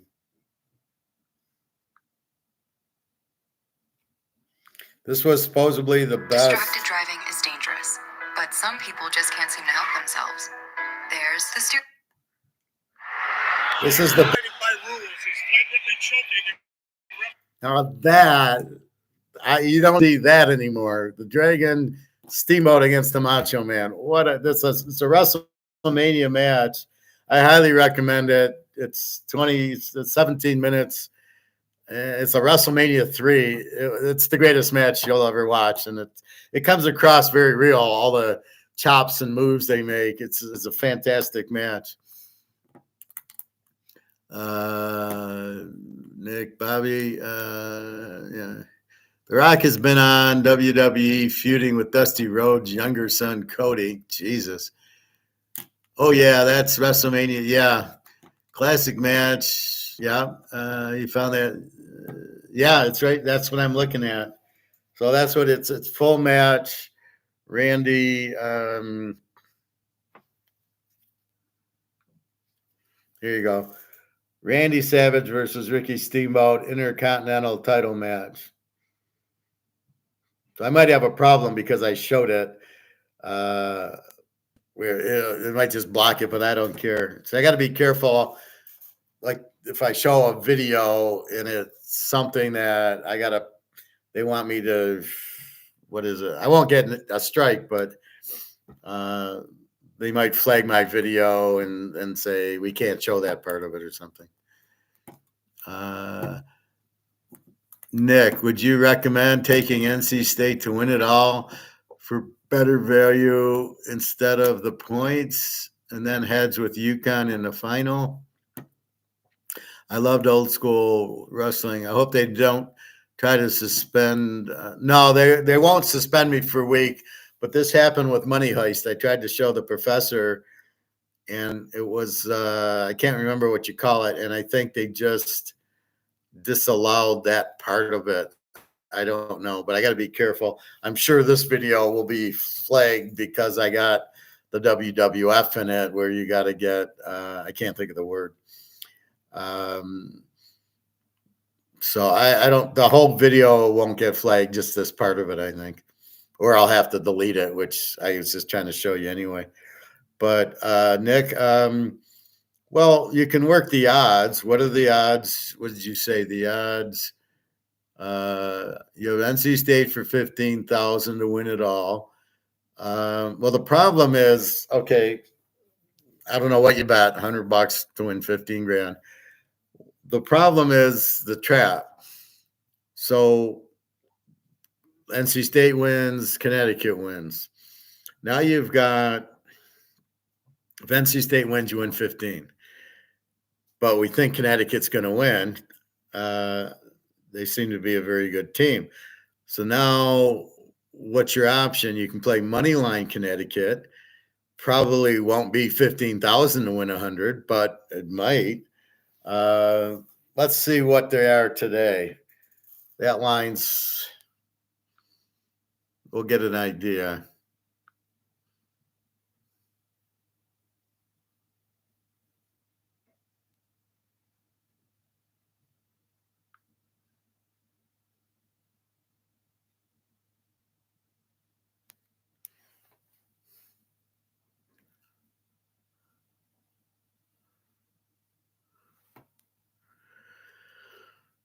All right, we've got Connecticut. They're 11.5 to Alabama. The money line is 710. So what you're saying is, so let's say NC State wins pretty good over Purdue, and maybe they're laying 9, and your money line is 650. So then you got to bet 650 to win 100. But you can see you'd only be getting 490 on NC State to win it all. So you're better with the 15,000. What you want to do is trap it, as you're saying, but it's going to be hard because you bet your 110, you got to lay 11.5. You could lose that bet. You could lose both bets. You don't want to be in a position to lose both bets. So how do you win one and lose one? You need NC State to win. So you have to bet something on Connecticut because more than likely they're going to win, but you can't lay the points. You lay 10, 11, and they win by 7, you lose both ways. Only if they blow them out, then you win that and you lose the $100 on the 15,000. I don't know. I got to think about that. But we got till Monday to come up with an idea. But in the game, so if you play money line, you bet 700 to win 100. You can bet 7,000 on, let's say, Connecticut to win 1,000. But you can't trap because you got NC State. You got NC State, and so your only other alternative is to bet $7,000 on Connecticut to win 1,000. That's, and you're either going to win, you're either going to lose $7,000 and win 15. Or you're going to lose the 100 that you bet to win the 15, and then you win the 1,000 that way. So we'll have to iron it out once we get the line. But yeah, that's why the teaser is beautiful, because you can easily win both games, but you don't have a situation you can win both games. You almost needed to take Connecticut and then take the points in NC State, and now Connecticut wins, you win. But if they only win by 8, you do. And if NC State wins, you win plus 10, and then you lose the Connecticut part of it. But you're kind of backwards because you got the dog. I don't know that there's all you can do is money line NC State back or Connecticut back. No, they won't. Like I said, Bobby, they won't suspend class. What they'll do is just flag the video for, I can't think of the word, not having proper from the WWF, and that'll be it.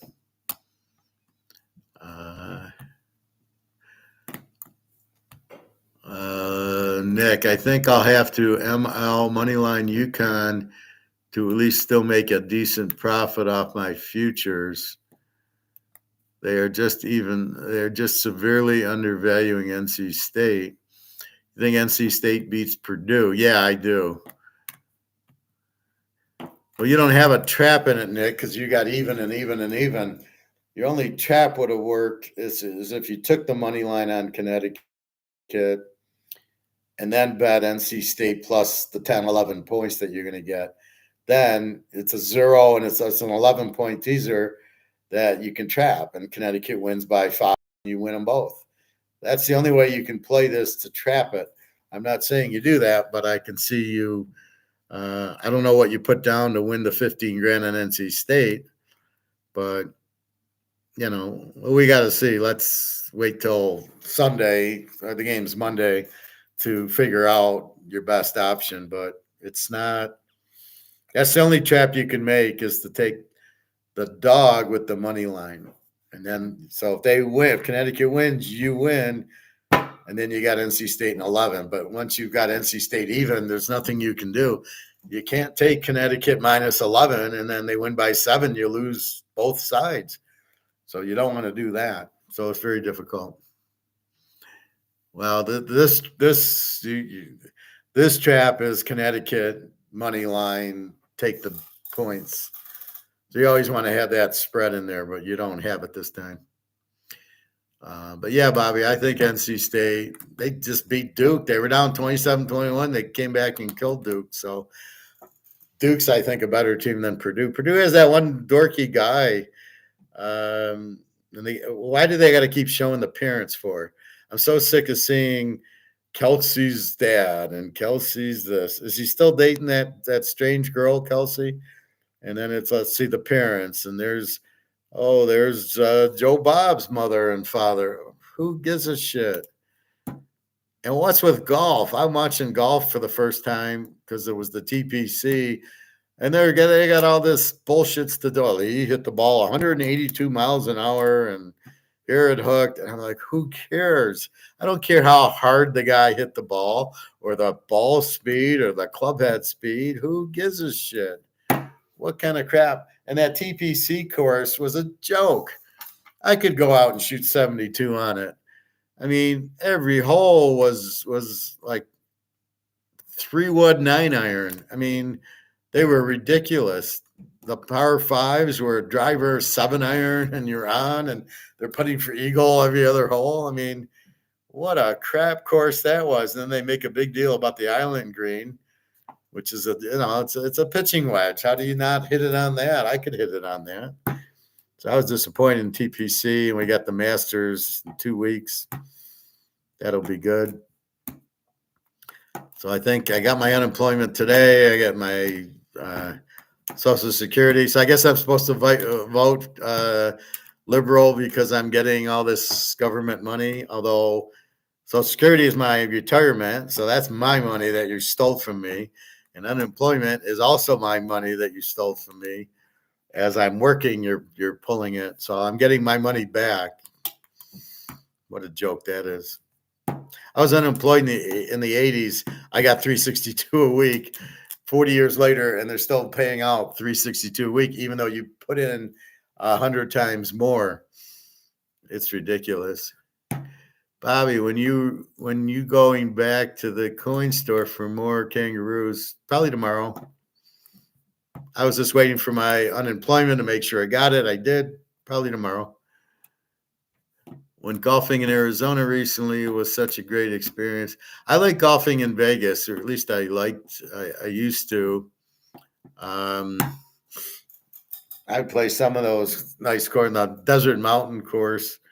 I think it was that. It was out by the Santa Fe Casino, and it was a nice kind of cool day. And you got the fairway. Everything else is rocks. Who knows where the rattlesnakes are? So it was cool. And then it gets dark at 5:00 in Vegas, and then you go to the casino and you have dinner, and then start playing poker and blackjack. Quite a life out there, and they ruined it all with the big casinos. Oh my God, it's terrible. Bobby, yeah, I read somewhere that the standard 401k these days is under 100K.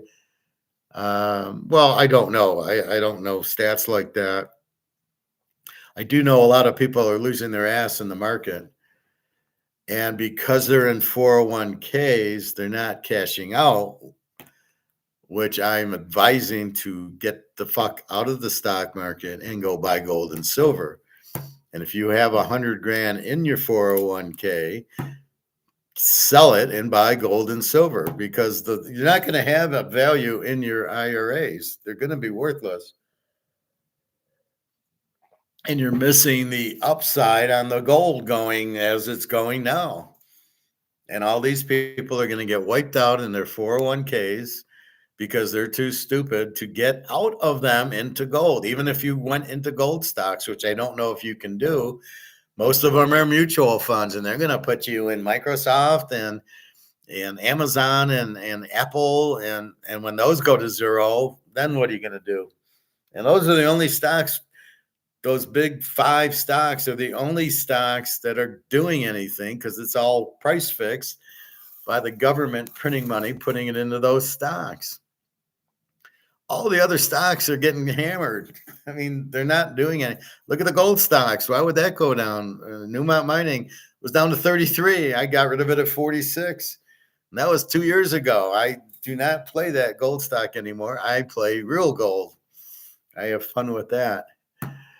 Nick might be moving out there soon. Arizona, that's probably a nice place to move to. A lot of mafia there.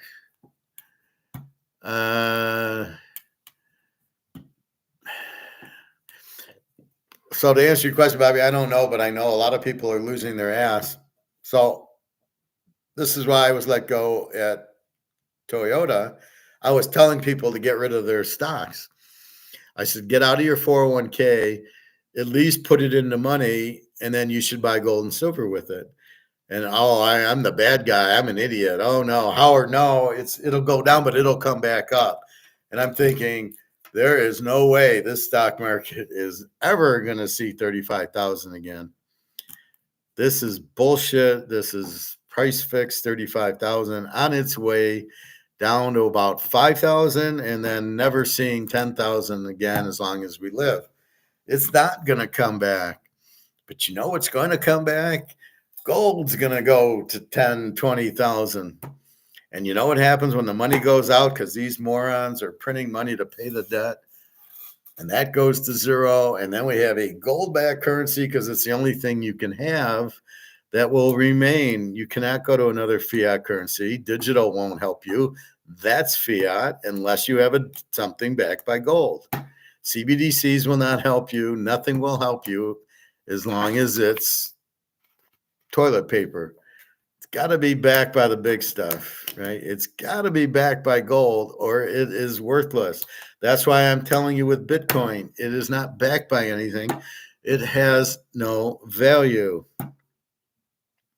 So you can do what you want with it, but that's That's the reality. I'm giving you the reality of what it is, not what Jim Rickard says. Fucking idiot. Laugh aloud can't be more mafia than they're here in Jersey. No. Yeah, well, maybe, I'm sure there's a lot. What are your thoughts on the cryptocurrencies that are backed by gold? There isn't any. There are two out there that I'm invested in. I haven't heard there's crypto backed by gold, but then that would change. That's a horse of a different color. It's certainly not Bitcoin. Well, are you sure it's backed by physical gold? I've not heard this. That's different because the problem with Bitcoin is it's not backed by anything. It has no value because they can only have value if they're backed by gold. So if these two are actually physically backed by gold, then that's a whole different story. I don't know. The question is, here's the point.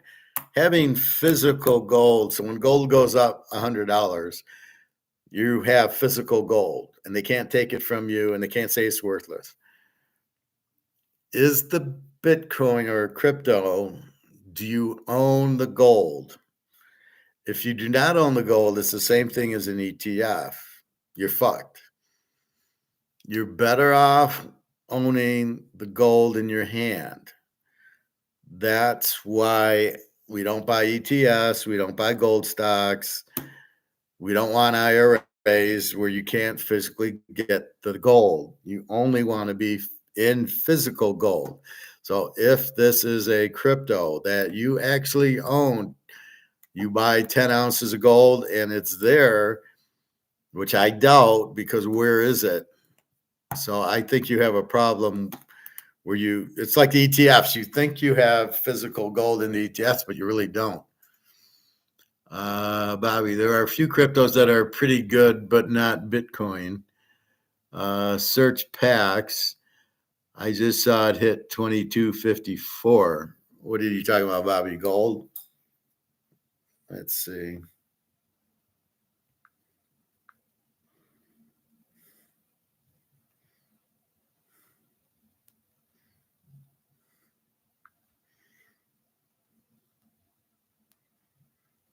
What's 2254? Gold's 2276. That's as of now. That's now 2276. That PAX, okay. PAX is cryptocurrency backed by physical gold in vaults in London. Sounds like an ETF. I would get out of it. See, that's what an ETF is. The gold is in a vault in London, backed by physical gold, but you'll never get it. And you just have paper. It's paper gold. I wouldn't touch it. You only want the physical in your hand. You don't want an ETF, and that's what it sounds like. It's an ETF. So, the problem is you can't get your gold. And then when the dollar goes out, what's the value? So here's your problem. 2254. The dollar goes out. It's worthless. Except for we have this, and it's not worthless because it's physical gold. And this will never go to zero. And so you try to get your money out. You try to get your physical gold out of that, Nick. They don't have it. They have maybe 5 ounces, and they're saying it's based on physical gold. That's what an ETF is. You have a Bitcoin ETF or a crypto ETF, but if Nick Meta doesn't have the gold in his hands, you don't have gold. And if you don't have gold, you're wasting your time.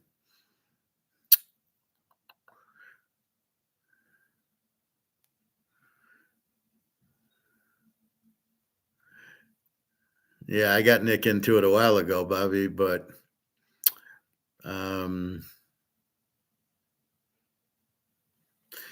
it's not this. Basically, Nick, it's an ETF. There's no such thing. You don't, when BRICS comes out with a gold backed currency, the difference is you'll have the money. So this will be a gold stripe instead of a silver one. That'll say it's backed by gold. And you can go to a bank, maybe a BRICS bank, and you'll say, here's the bank. I want my €5 of gold. And they have to give you $5 worth of gold. And then you have the physical. You always want that. I fear that you won't have it in the crypto. If you wanted to get the gold, sorry, buddy, we don't have it. So it sounds like a Madoff, just like ETFs are a Madoff. They're basing it on physical gold, but there isn't any. That's why I tell you never to buy ETFs thinking that you have physical gold because they say it's backed by physical gold. So don't. You can have it, but don't think you have the physical. And why do you want paper gold? We've already had 100 classes on that. You only want gold that you can have in your hand. Otherwise, you get made off, and then you start crying. Oh, he made off me. I thought I had money, and Madoff zeroed me out. And none of my class students are going to get made off. So it's not just buy this, just buy the quit fucking around and just buy that, buy silver. You want to diversify? Here you go. Here's diversification. Mahomes, you got Brady, you got Burrow, you're diversifying. Gold can only go up. Silver is just about to go through the moon. Silver is 2608. 2608 and 2277. So why fuck around? You've got the goose laying the golden egg, and you guys are wanting to get into paper gooses and paper golden eggs. Adding slowly as time goes on. You don't have much time to add, Nick. That's my point. That's what I've been yelling at you guys about for a year. When the shit hits the fan and the ship has now left the dock. The gold boat has left the dock. It's no longer at the dock, and you're going to be lucky to get it. The only reason I can go tomorrow and get it is somebody sold it because they're idiots and they're selling it at $22.50 an ounce instead of $22,050 an ounce. So you are buying it now as the boat's, because once the boat leaves the dock, you're not going to find it. Silver's your best friend now at 2608. We see it finally shot past 25, 2610. Here we go. So you're not going to see silver at 24 anymore. And when it hits 35, you'll never see it at 25 again. This is what you need to finally understand. The boat has left the dock. You're not going to be able to go back and get it. Now, you can still buy silver, but you're going to spend $50 an ounce, not the 20. Well, now it's probably $28.29 an ounce. So if you can buy it for $28.29, buy it. You can't wait anymore. If you need to put it on your credit card, if you need to take money out of the bank, do it. It's a no-brainer. But the worst thing you can do is wait, because you're going to be how much gold you're going to buy at 3,000 an ounce. You can still buy it, but you'll be buying the 1/10 of an ounces and the 1/4 of an ounce that to diversify. That's your diversification. And Maple Leafs, Cougarans, and Philharmonics and Kangaroos for you, Bobby. No, I appreciate it, and I'm happy to help. That's why we do this live. You think silver, hey, Bobby, did you go to college, Bobby? Silver with a F can hit $50 soon. Yeah, Bobby. Okay, so everybody's buying, right? Everybody in India, between solar panels and I don't know about car batteries, but computers and cosmetic jewelry, everybody in India is buying silver like you can drink water. And here comes the Chinese with their both manufacturing and realizing it's money.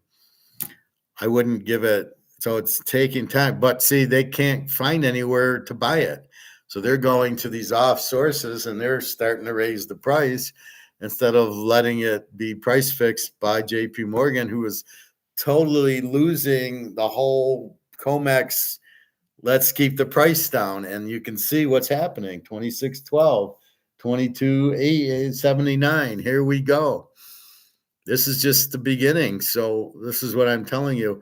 It's starting to happen. The boat's leaving the dock. So it's not going to be like 22, 23, 22, 23 for years and years. It's now, here comes BRICS, our best friends, the Chinese. Who'd have thought? And now it's 26.12 and it's going to be 35 next week. And come May with the BRICS, it's going to be 50, and then Katie bar the door, it's going to be 100. Once it breaks that and people realize, people are mind fucked now. They all think, well, silver can only go to 50. Paper silver, fellas, paper. We're not talking paper. We're talking physical. We're talking the shit you can hold in your hand. And once we blow up paper, which is getting blown up, we go to a physical, and the demand for silver is huge, but they need physical silver, not the paper shit. They're actually buying it to make car batteries and solar panels and all this shit in India and China, and they're buying hundreds of tons of it, right? So that, and again, it's limited. You have, I think, 500,000 tons of it, 200,000 tons of gold, 500,000 tons of silver, and that's it. And that's nothing. And people have been buying it. So you're going to see it. You're going to see it hit 35, and then you'll re-ask that question, will it hit 50 soon? And you'll know the answer before you ask it. Let's see it go to 35 first. Maybe takes till May. Once people know that there's a gold standard coming from BRICS, 2 and 2 goes, gold goes to the moon. People start buying silver because they can't afford it. And that's what you and Nick, and that's what I'm trying to say to Nick and to Luke and you, is just the boat's leaving the dock. And if you're not on it, you're fucked. So just buy what you can now. And Bobby, I would tease your family and say, you know what? When silver, here comes gold, is going to be 2,300. I ain't going to give you any. And play with them. And then I want to see your family. I want to hear you when you talk to your family when it's at 2,500, and I want to hear what they say then. They'll be going, shit, Bobby, I guess you did know what you were talking about. We're sorry we ignored you, Bobby. Fuck, you do. And Greg and John's, his family was giving him a hard time. So, I mean, just... And the bottom line is, this has you don't have an alternative. You can't stay in this, right? And you don't want to be in stocks or bonds or at the bank when the banks start collapsing. You don't really have a choice. There's no competition for it. This has no competition, right? This is it. This is gold. No competition. Nothing can compete with it. Right. So that's really how you got to think of it. And that's for you just keep buying it and just, here goes the price. Silver 26.12. We're waiting for 2,300 in gold. I think we'll have to wait till tomorrow. Silver 26.12 just keeps going and going and going. So we know the answer. We know $2,000 an ounce silver is coming. It's going to take a while, but my point is, once everybody realizes that the dollar is worthless, once people go and the banks start collapsing, and the stock market starts collapsing, it's going to be, oh fuck, we need gold and silver. And the frenzy to buy it is going to make $100 an ounce silver like a joke, and $20,000 an ounce gold like a joke, because it'll just be a frenzy. I need it, and I'll pay anything to have it. And if I can't afford gold, I'll buy silver, and that's That's so you got to just think that's what's coming. We know that. Yeah, sadly, all of a sudden they are gonna think I am an a-hole. No, well, why? You've told them about it. You keep begging them to buy it. So then you'll be just laughing your ass off, going, "Well, I think I told you about 15 times to buy gold and silver, but you wouldn't listen. So don't come crawling to me when your dollar's worthless and you need some money for food. Sorry, I can't help you there. Here's a mercury dime. Go have dinner on me with a mercury dime or one of those little quarters or something." But this is why I buy so much silver, because I know I'm going to have to help. I've already given Jenna a lot. She's got probably 20 ounces of silver and I think 3 ounces of gold. She'll be very rich in the Ukraine. And I hope she's got her money safe.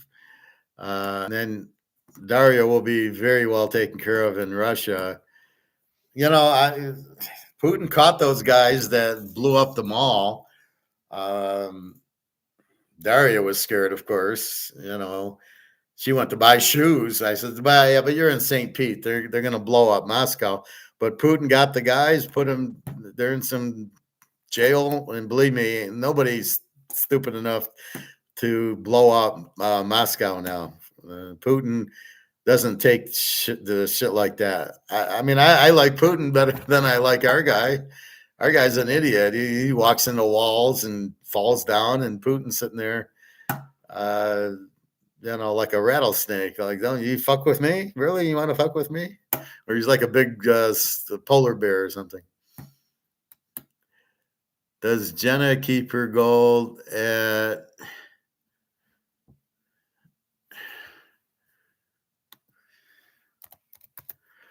Does Jenna keep her gold and silver in a safe? I don't know. I don't know if she's got it at home. Knowing her, she probably has it in a bank or some vault, would be my guess, that she probably trusts. And I don't know if the banks in Russia and the Ukraine are going to collapse or Putin's going to just walk in and steal it, but I don't know. Hopefully they're in a safe place she can get out. I doubt they're at her house. That would be hard, but yeah, I gave her about 3 ounces. I know I gave her a couple of quarter ounces last time we met. First time I gave her a half ounce and something else. The other time I gave her a couple more, a half and a quarter or something. So she's got probably 2.5 ounces of gold. And now I tell her it's a 22.80 and she's like, "You're a smart man." Now I'm a smart man. At first she didn't understand it. She says, "Well, we use money. We use paper to pay for everything. Why do we need gold?" I says, "The paper ain't worth anything and the gold's worth a fortune." And now she's starting to see, yeah, maybe he does know what he's talking about. It's funny how Natasha immediately agreed. And she says, "I don't have any money for it." And I said to her, "Well, Jenna's got some gold. Why don't, maybe she'll give you some," which I doubt Jenna would give her any of her gold. Now, when she cashes it in, she might give her some. But that's what I'm trying to do, is take care of Jenna.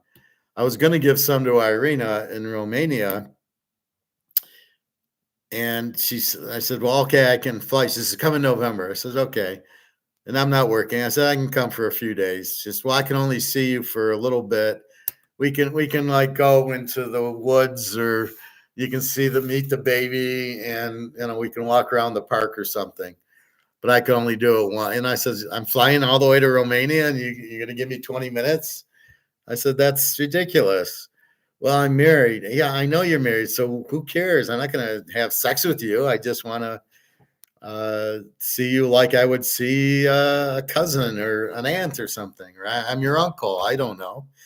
I said, "Just we say hello, we talk, we have a lunch or a dinner, and then the next day we meet up and have a dinner and, go shopping for the baby," something like that.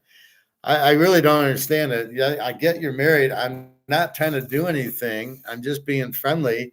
And by the way, I'm going to give you some gold because I don't want to mail it to Romania. And so I got kind of upset about that. It's like you can only give me an hour on one day. Like, you do realize it's a long flight, and if I'm coming to Romania, I'm not coming for one day.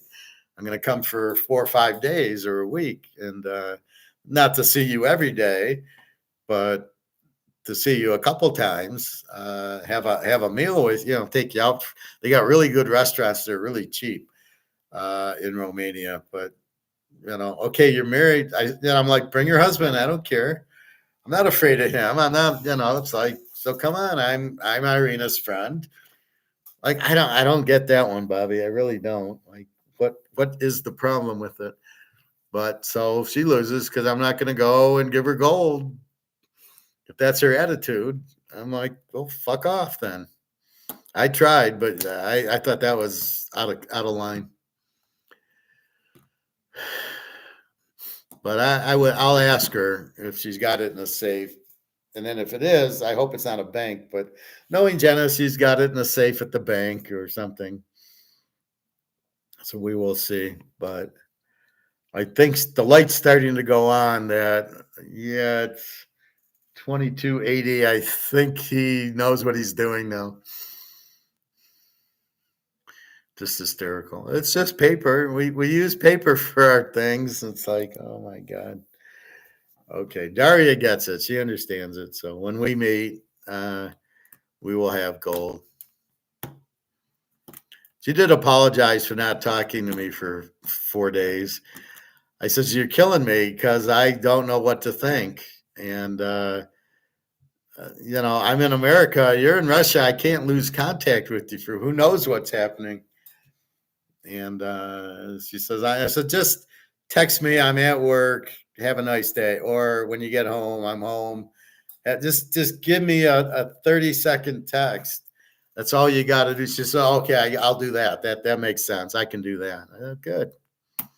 I think that's the biggest pet peeve I have is I can see her online and she's not texting me. And I'm like, she's fucking online. We're like, why can't you just simply take 10 seconds to say, hi, how are you? I'm at work. Have a nice day. Okay. What did that take you? 45 seconds? Oh yeah. Daria reached out. No, she didn't reach out this morning. She reached out while I was at swimming. So I wake up, I get a message. It's Jenna.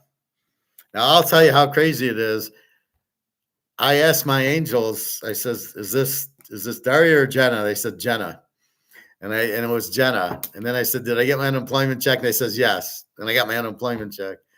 So then I go I'm all depressed. So I go to the pool and just to work out. And I go to the pool. And when I get done with the shower after, I check and there's a thing. And I says, that's Daria. And it was Daria.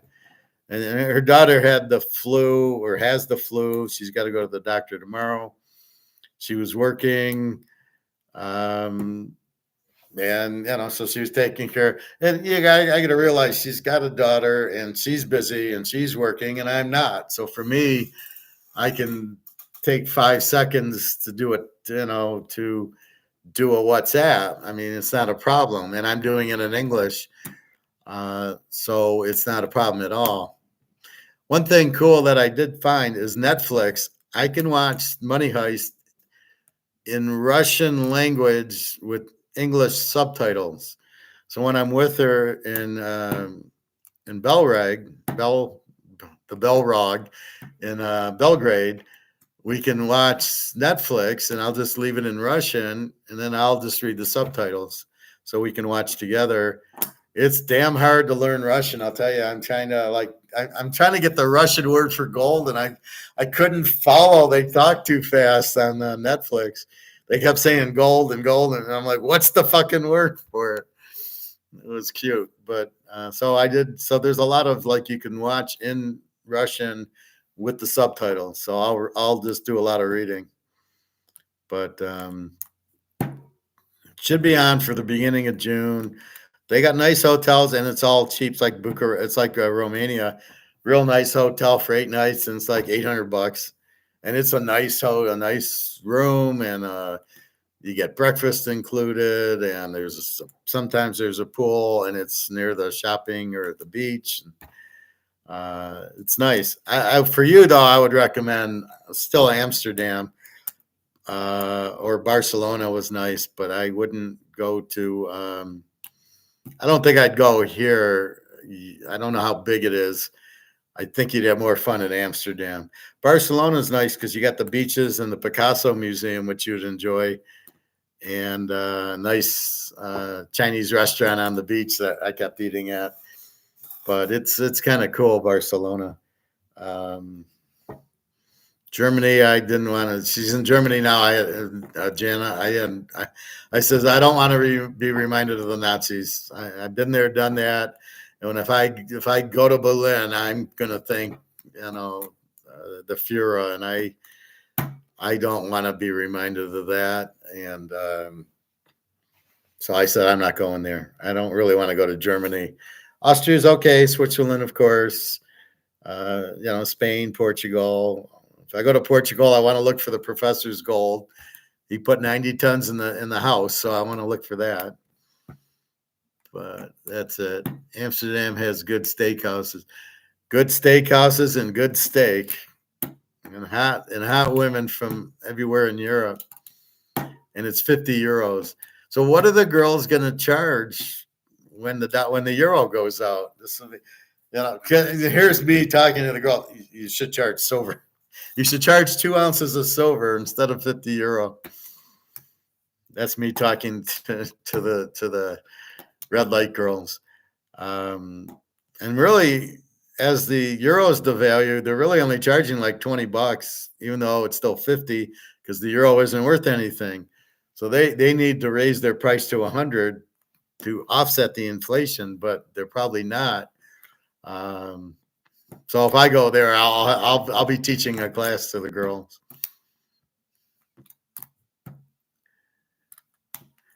What's my preferred steak? The Argentina, of course. In there, they don't have U.S. steaks. They have the Argentina steak, and really good, or the ribs. I got the ribs there too. I get it medium because I'll cook it a little past medium. If you get it medium well, they burn it, and medium's cooked right. That's how you should get a steak. And it's very good. The Argentinian steak, even though you never hear of it here, there they purposely say Argentinian steak. I think I showed you some pictures of that. 2280.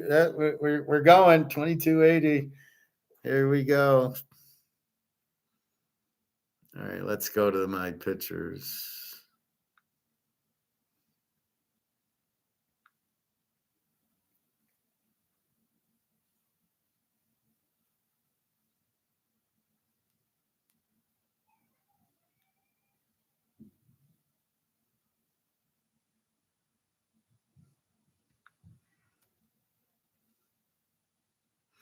Argentina Steakhouse.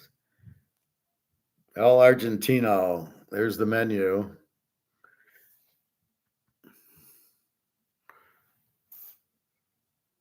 Now, not that I ate at that one. Everything was closed and I was there, but that's what you get there, and it's very nice. And then you go there for dessert. So, El Argentino.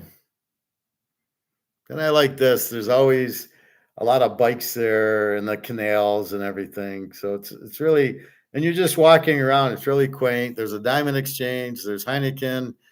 There's a lot of stores selling clothes, and then you got the red light district. But it looks like this. You got canals and all these. These are like apartments and stores on over here, and you just take your boat, or normally like I would just rent a bike, but I took a subway from the hotel. You walk around, it's 5 minutes, and then you get back on the subway. So it's really this is the train station. So you can see everybody's got a bike, and it's very free. It's just very nice. This was my hotel, and that was my view. That's another view out of the hotel. But this wasn't downtown where I was showing you. But it's very nice, very enjoyable. I would go there for you. I would go there first, not Serbia. But since I'm meeting, the problem with meeting Daria, she can't go to NATO countries. So she can only go to Turkey, which I'm worried might be in the war, or Serbia, which looks very nice. And it's a smaller country. And for us, we'll walk around, we'll have a nice hotel room, and they have restaurants at the hotel and a pool, and we'll walk around the shops. She said she needed money for shoes, and I said, okay. She says, well, I'm economical. I says, I'll get you nice shoes when we're on the vacation, and I can use my credit card. And how you like it done? Yeah, medium. Here we go. Meadows are exiting the runway with velocity. Very nice. I want some steak now and some red light district jacket. Well, of course. Don't we always? That's the beauty of Europe. You go there, it's totally legal. It's 50 euros. They do have sex clubs there, which aren't much more. And you just walk around and choose your girl. I mean, that's kind of cool too. But that's really what you're doing with the red light district. You know, I had one girl and we had a good time. She says, I'll tell you what, give me $500 and I'll spend the night with you. And I wanted to, but I didn't, at that time, didn't have a debit card. So I only had like $1,000. And, I felt if I spent it, I wouldn't have too much money left. So I couldn't do it. I said, how about, $200 for a couple hours? She said, no, it's got to be the whole night. And I'm thinking, why? So I don't know if she was kind of do something to me or what, but she was beautiful. I mean, they're just gorgeous there, or at least for me. I like the Russian, European, German looking girls. So that's what that is. And the other one came out, and as I told you, I had her one day. The next day I'm walking around, she comes out of her room and grabs me and hugs me, and we go into her room, and that was very nice too. But yeah, these girls are, and they like American men. Bobby, they'd like you. Absolutely. So yeah, you'd have a lot of fun there. Hey, Luke, good afternoon. High old silver, high old gold too. Well, as we said, silver's up.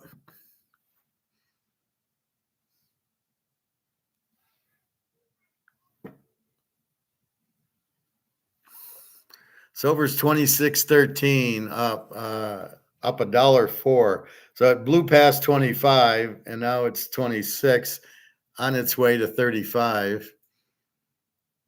And gold's up $31 to 22.80. We've hit the 22.80 on our way to 23 momentarily on our way to 2,500. And Bobby's already going, when's it going to hit 35? And I go, give it a week. I mean, it broke 25 and that's it. Now it's 26 and now it's 30 and then 35. There's really no stopping it till 35. It'll go up a little, but just like today, it's up $1 to 26.13. It ain't 22 anymore. We're not in Kansas anymore. Now it's 26. And I think tomorrow I'll go buy some more silver. Off we go. Luke, you got those big boxes of it. You don't need any more silver. It's coming out of your ears.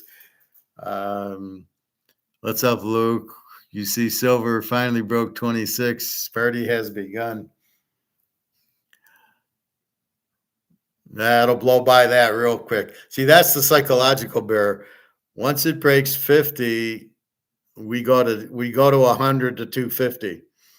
That's when people start realizing that the money's worthless and the gold and silver is the money and we got to get into it. And then the frenzy, it's the moment the Titanic that everybody realizes the boat's sinking. Oh shit, we got to get off. And the frenzy to get off happens. And that's what we're waiting for, is when people realize that this is worthless and that low shit. Look at gold. Gold's 22.80, silver's 26, silver's 30, silver's 35. I wonder, wait a minute. Oh, this is worthless. All the banks are buying gold and silver. And this is a lot of silver buying industrial because they can't find it. So I know they want to buy like 2,000 tons and nobody has it. So now they're starting to raise the price, and these people don't care what it costs. Tesla can't make his battery without silver, so he doesn't care if it's $50 an ounce for silver. He needs it, or he can't make his cars. And now we got to buy the balls. And once that happens, then people will buy gold, realize that it's now 5,000 an ounce. We can't afford it. We'll buy silver. And then as silver starts going, people will notice this, and they will first they'll kind of poo-poo it, like, oh, it's just nothing. It's a bunch of Madoffs. And then people will start to realize, oh shit, they're right. The gold and silver are the only out. Once people understand the dollar's gone, then we see some real big numbers. Well, that's what we're waiting for. That's a little bit. That's probably May when BRICS announces gold-backed currency. Heard already some talking heads on CNBC. It'll be like a Bitcoin mania. A lot of people are calling for high gold, especially after I said 50,000. Everybody was saying 2,200, 2,300. And now I'm starting to see some people go, oh, yeah, 30,000, 40,000. Yeah, now because they listened to me and heard my logic and said, yeah, he's right. His logic is right. That's where it'll go.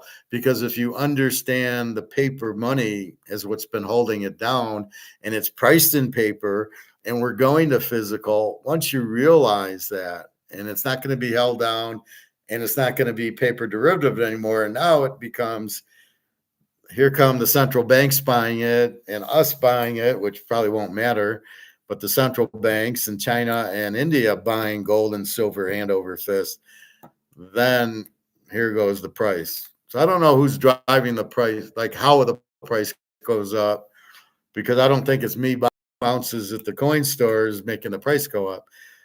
But all I know, I'll talk to my guy tomorrow because I'll go celebrate. But I don't know what I'll buy.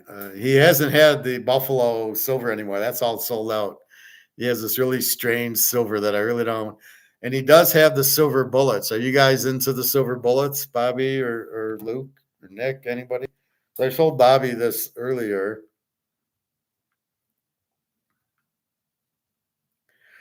So they sell these. These are like 1 ounce of silver, but they're bullets. So I guess in case you need to shoot a werewolf or a vampire, it comes in handy. So they're selling these at the same price they say the 1 ounce eagles. So these are going for like 30 or whatever, and they're 1 ounce silver. Now I don't know. Would you buy that instead of the coin? I don't know. Do I want the coin or do I want the bullet? I guess the bullet's cool. That you can diversify there, Bobby. I'll let you diversify in the bullets. That would be kind of neat. But I thought that was kind of cool.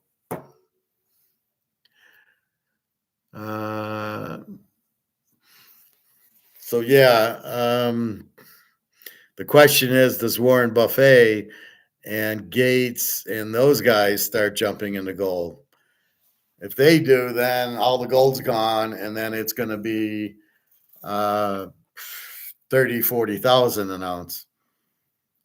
But they're too stupid to jump in the boat early, right? They're jumping in the boat when the boat's 3/4 underwater, and they go, oh yeah, gold might be a good investment. That's why I laugh, because they don't know what they're doing. And gold's been, you know, I know I've been talking before I went to Alabama, so it's almost 3 years ago. I was back to my videos, buy gold, buy silver. And then you keep asking the question, the when, and this is the when that we've been waiting for, but we just don't know when was going to happen. We know it's going to happen. We know Connecticut's going to play in the title, but the difference is it's a scheduled game for Monday night. We knew Kansas City was going to win the Super Bowl, but we didn't know the way the game was going. They were down 10-0, but we knew they were going to win. We just didn't know how they were going to get there. And that's the same thing here. We know it's going up. We just don't know when it's going up. And that's really the key to it. But with that said, we're here waiting. And now we can finally see the fruits of our labor coming to fruition. Here we go.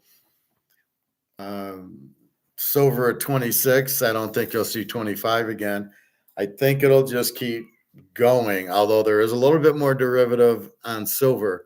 Gold, you'll never see 2,000 again. You're never going to see 2,100. You're about to see 2,300, and then you're going to see 2,500. And even these little derivatives that they try to do at 10 o'clock aren't going to, look at today. It went down, and then, it was 22.70, and then they drove it down to 22.50, and then 22.80. So they played their little game, but it's still shot up. So people are waiting. So I don't know why they're still doing it. It doesn't.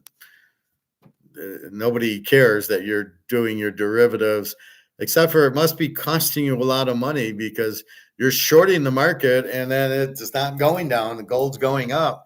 How much longer are you idiots going to be shorting the market and losing your ass because it's going up, not down? Been a long road, but it's finally starting to move. What does Mark McGuire and Alligator say? Alligator, I haven't seen in a while. Mark McGuire, I showed you his show. He thinks COMEX is done. He said we got the green light on BRICS for May 14th, and they've already green lighted the currency. So May 14th officially, BRICS will come out. We got a gold-backed currency that's coming out. The Russians and Saudis want to get paid in gold for their oil. They don't want to get paper. If they do get paper, they have to run and go buy gold with it. As I told you about the guy from the store, the difference is they're talking like a whole lot of money that they're going to get in oil that they got to turn into gold. And it won't be around, right? There's not going to be that much gold that they can keep. Okay, I got $10 billion in oil. I want to turn it into gold.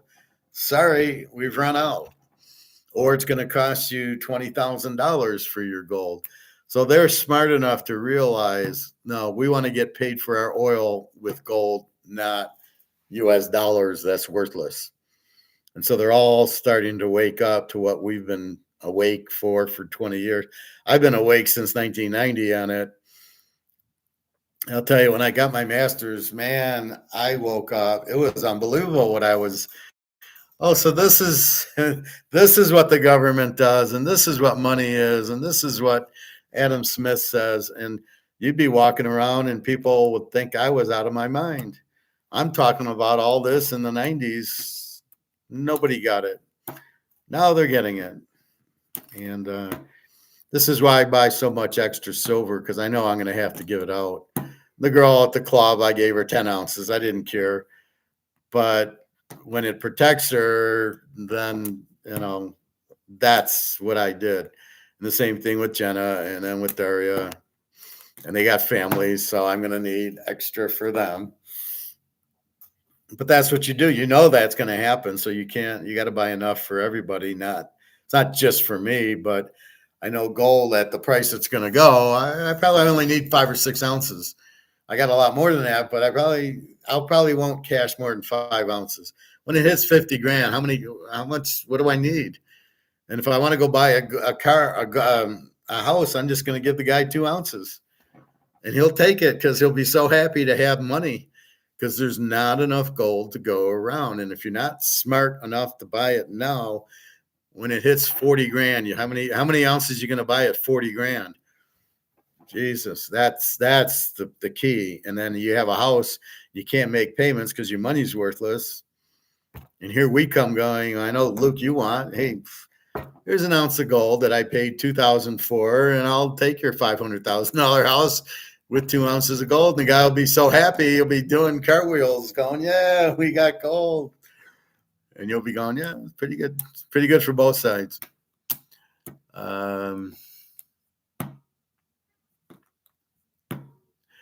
Where is a alligator? I don't know. He does this newsletter now that he charges. And I guess a lot of people in India watch it. There's nothing that he can tell me that I don't already know, and I know more than he does. So I haven't seen him on one of these shows. He was on As Good as Australia, As Good as Gold, and Mark McGuire's show. Now, Mark's show, he did it Thursday last week for some reason. He had this idiot on. And I think I made a comment to him since I discovered like my comfortable trust whole stoic. I'm saying, look, Mark, we're really comfortable with you and we trust you. But when you bring on these idiot guests, not only are we not comfortable with them, we don't trust them. We don't know who they are or what, if they're Keynesians or Austrians. So I don't want to watch your guests because we don't trust him. If I brought a guest on, if I brought Mahomes on and all of a sudden he's on, would we trust him when it came to economics? No, because we don't know his background. We can't trust him. That's why you don't have guests. If we can't trust them, why would we listen to him? The only reason you listen to me is because you trust me. And that's very important. But if there's guests on the Mark McGuire show and we don't trust them, you're wasting our time because what he's saying, I'm not listening to. And that's the problem with his show. You bring on these guys I've never heard of. And even these, Peter Schiff and Andy Scheckman and all these other guys, these guys are idiots. Maloney, these guys I don't trust. They don't know what they're talking about. So keep that in mind. You're dealing with guys that are kind of math guys and they read a little bit of economics and they think they're economists versus having a master's in it, right? So that's what we're dealing with. I know you want the house. No, not really, because when this goes to zero, all these people owning the house, what are they going to do? They're okay. So you think you own a $500,000 house, and now the dollar's gone because these idiots printed it to death. As I showed you in the beginning, I'll show you again because it's worth repeating.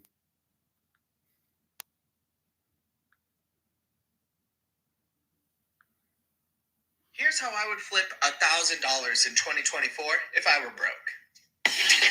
But in recent times, we are beginning to see that debt becomes more expensive. Think about it. For every £100 a Brit pays in taxes, £10 is used to pay interest on what the country owes. That's a big chunk of money. Is this really the best way to spend it? For the last few decades, as the West's debts kept growing, economists have told us not to worry. To battle the rising debt, they came up with this idea called modern monetary theory. Basically, it says that countries can borrow as much as they want because they can just print more money to pay it back. And that's kind of what the Bank of England, US Federal Reserve, and European Central Bank have been doing with something called quantitative easing. But in recent times... So the point was, they keep running up the debt and they think they can print to pay the debt and they don't see the consequences of printing it. The consequences of printing it are this goes to zero. So what they're doing is the iceberg, right? They're just Running up debts and printing money is the iceberg without understanding the consequences. When you print the money, it goes to zero. So the guy owning the house sits there and thinks he has money, and then the house goes to zero because the dollars go to zero. Because Mr. Bricks is going to come out with the gold-backed currency, and the dollar blows up because nobody wants it. Nobody wants it. It doesn't have a value. Now it has no value. What happened to my $500,000 house? There is no dollars. It has no value. And then you come in with the gold and you say, well, I'll give you an ounce. All right, I'll give you 2 ounces for your house. The guy won't have anywhere to turn because he's counting on the money that doesn't exist anymore to a house that has no value. So you walk up with 2 ounces of gold and he's at. Now, how far away are we? Not that. Bricks is coming out in May. The dollar's going away 6 months later. So maybe in a year, you'll be sitting there in a new house with your giving him 2 ounces of gold or 10, 20 ounces of your silver, and you'll be doing handstands into the house, and he'll be doing handstands because he's now got gold or silver, which he can't afford because it's so expensive.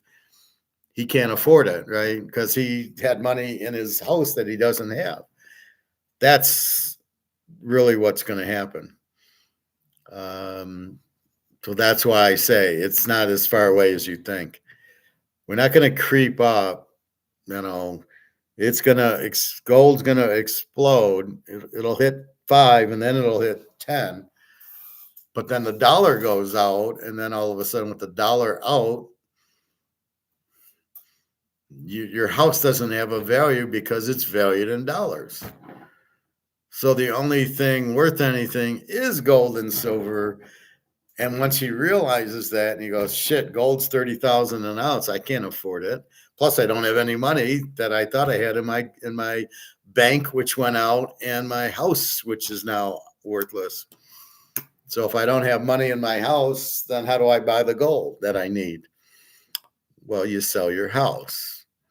And that's what'll happen. It's just like what? It's like 2008 when everybody went broke, and the difference is gold didn't go through the roof, but look at the houses. Everybody lost all their money in the houses.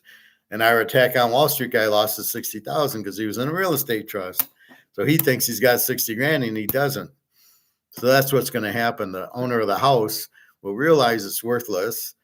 They'll come out with a new fiat that might maybe, although that'll be worthless. Anything not backed by this is worthless. Not backed by this. If it ain't backed by gold, it's worthless.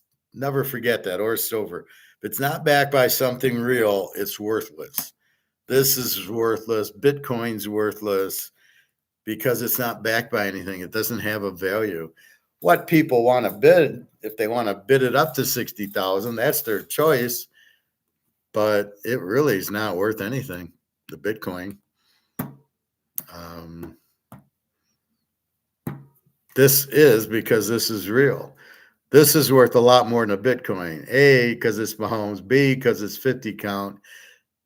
This is worth a lot more than a Bitcoin because this is real and Bitcoin's a fantasy. So it's a Ponzi scheme. It only works if somebody new comes in. Nobody new comes in, the price can't go up. So what are you going to do when it hits 21 million ounces of Bitcoin? How's it going to go? Nobody else can buy it. Who's going to mine it? Nobody's going to mine it because there's no point. How do you get the transactions? The whole thing's stupid. So I don't buy what they're cooking anyway. So just from that standpoint, please be careful. But that's what's going to happen. So the dollars will do that. So I don't know where Alligator is. I'm sure he'll make an appearance. Egon, I just showed you the other day. He was doing a song and a dance. What do I got? Egon. Yeah, I showed you these 2 episodes of Egon. It's the same thing. We buy gold. We're not gold bugs, which I don't know what that is, but we like gold. So it's the same. It's the same story. Let's see. Are we at 2,300?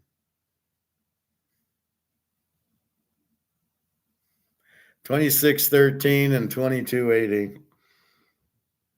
Now I bet you, Luke, you never thought you'd see those numbers. Well, maybe the 26th, but you never thought you'd see 2280 for gold.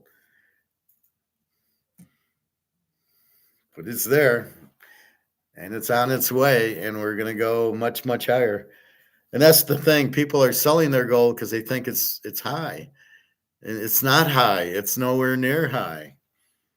That's the same people that think Caleb is a good quarterback.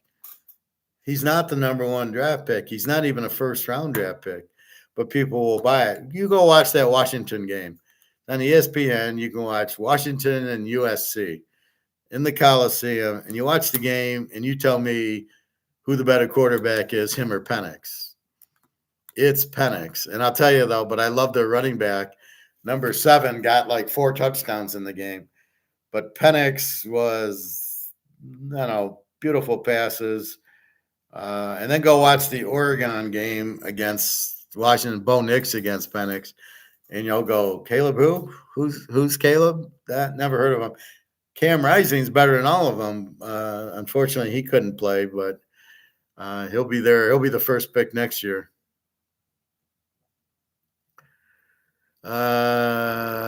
Luke, Professor, I sold the remainder of my Bitcoin holding and bought silver stocks.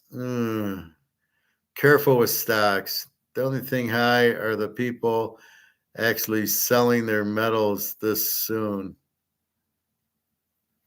Yeah, careful, Luke, because the stocks, the problem's going to be when all the foreigners sell their stocks and get out of U.S. debt and sell their stocks. I just don't think they say, well, you know what? Let me hold my gold and silver stocks, but sell all the Microsoft and Ford and GM. I think they dump all of it. And I don't want you to take a risk that you don't need to take a risk. You'd be much better off buying 10 ounces of silver and waiting for silver to get 1/10 of gold and then selling your 10 ounces of silver for an ounce of gold. That you'd be much better off doing. So I would rather see you do that. Just be careful with the stock market. It's going to crash. And when the foreigners take it out, I do not believe they're going to say, well, you know what? Luke's in the silver stocks. Let's not sell the silver and gold stocks. Let's keep those. I just think that everything gets hit. That's my warning. Yes, I agree with you, silver and gold stocks, because silver and gold inventory will go up. But at first, the market's going to dump because people will realize we're in a recession. There's no value in the stocks. And most of them are owned by people outside of the U.S. who are now going to see bricks gold and see the dollar drop and going, I'm getting the fuck out of the stock market. So a lot's going to happen in May. Just be warned. And it's not worth the risk of losing some money. So don't be a long-term player in it. Take your profits and say thank you. And you'll be able, it's going to go to 35 by the end of the week or early next week. So maybe at that point, I would take your profits. You're the man, Professor, but Rising is a joke. No, he's not. I saw him practice. He was able to run. Rising choking cost me money. Yeah, he got hurt. He hurt his knee, Bobby. He didn't choke. Oh, God. What do you think he was doing there? They won the Pac-10. That's how good he is. They beat whoever. I heard yesterday that 43 states are discussing silver gold standards. I can see the stock market falling and the silver gold stocks going higher. At the same time, the market is still small. Yes, but what you're missing is the people outside of the U.S. When they sell, they're just going to sell their stocks. They're going to dump it all. That's what you're missing, the people outside. Now, I see these states, but what are they going to do? What do you mean they're going to go on a silver gold stocks? Okay, so what does that do? That wipes this out. Or 43 states are discussing silver gold standards. Well, do they have silver and gold to have? How do you price things? Is that going to be the medium of exchange? It should be, but is it? And then how do you price everything? So I would love nothing more than if we're on the gold standard, but I don't understand why the states are on the gold standard and not the country on the gold standard. So you're telling me the states have enough silver and gold to go on a gold-backed system? What are the warmongers going to do if they can't go to war because they don't have money? I'd be curious the value, and I'd be curious how they value things. I honestly don't think it can work by state. I think the country has to go on it. But that'll drive the gold and silver price way up. You're not doing a gold standard at 2,000. That's for damn sure. You can't print that much. I mean, how much gold do you have? At most, we have 8,000 tons, but we know we don't have that. How much gold does Florida have? You know, the state of Florida.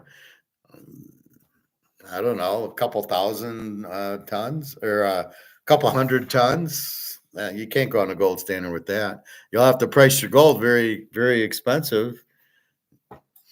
We know Russia's got 30,000 and China's got 60,000. That's 90. India probably has 10, has 100 of your 250. At least you 150. All the central banks are buying it. That's probably another 100.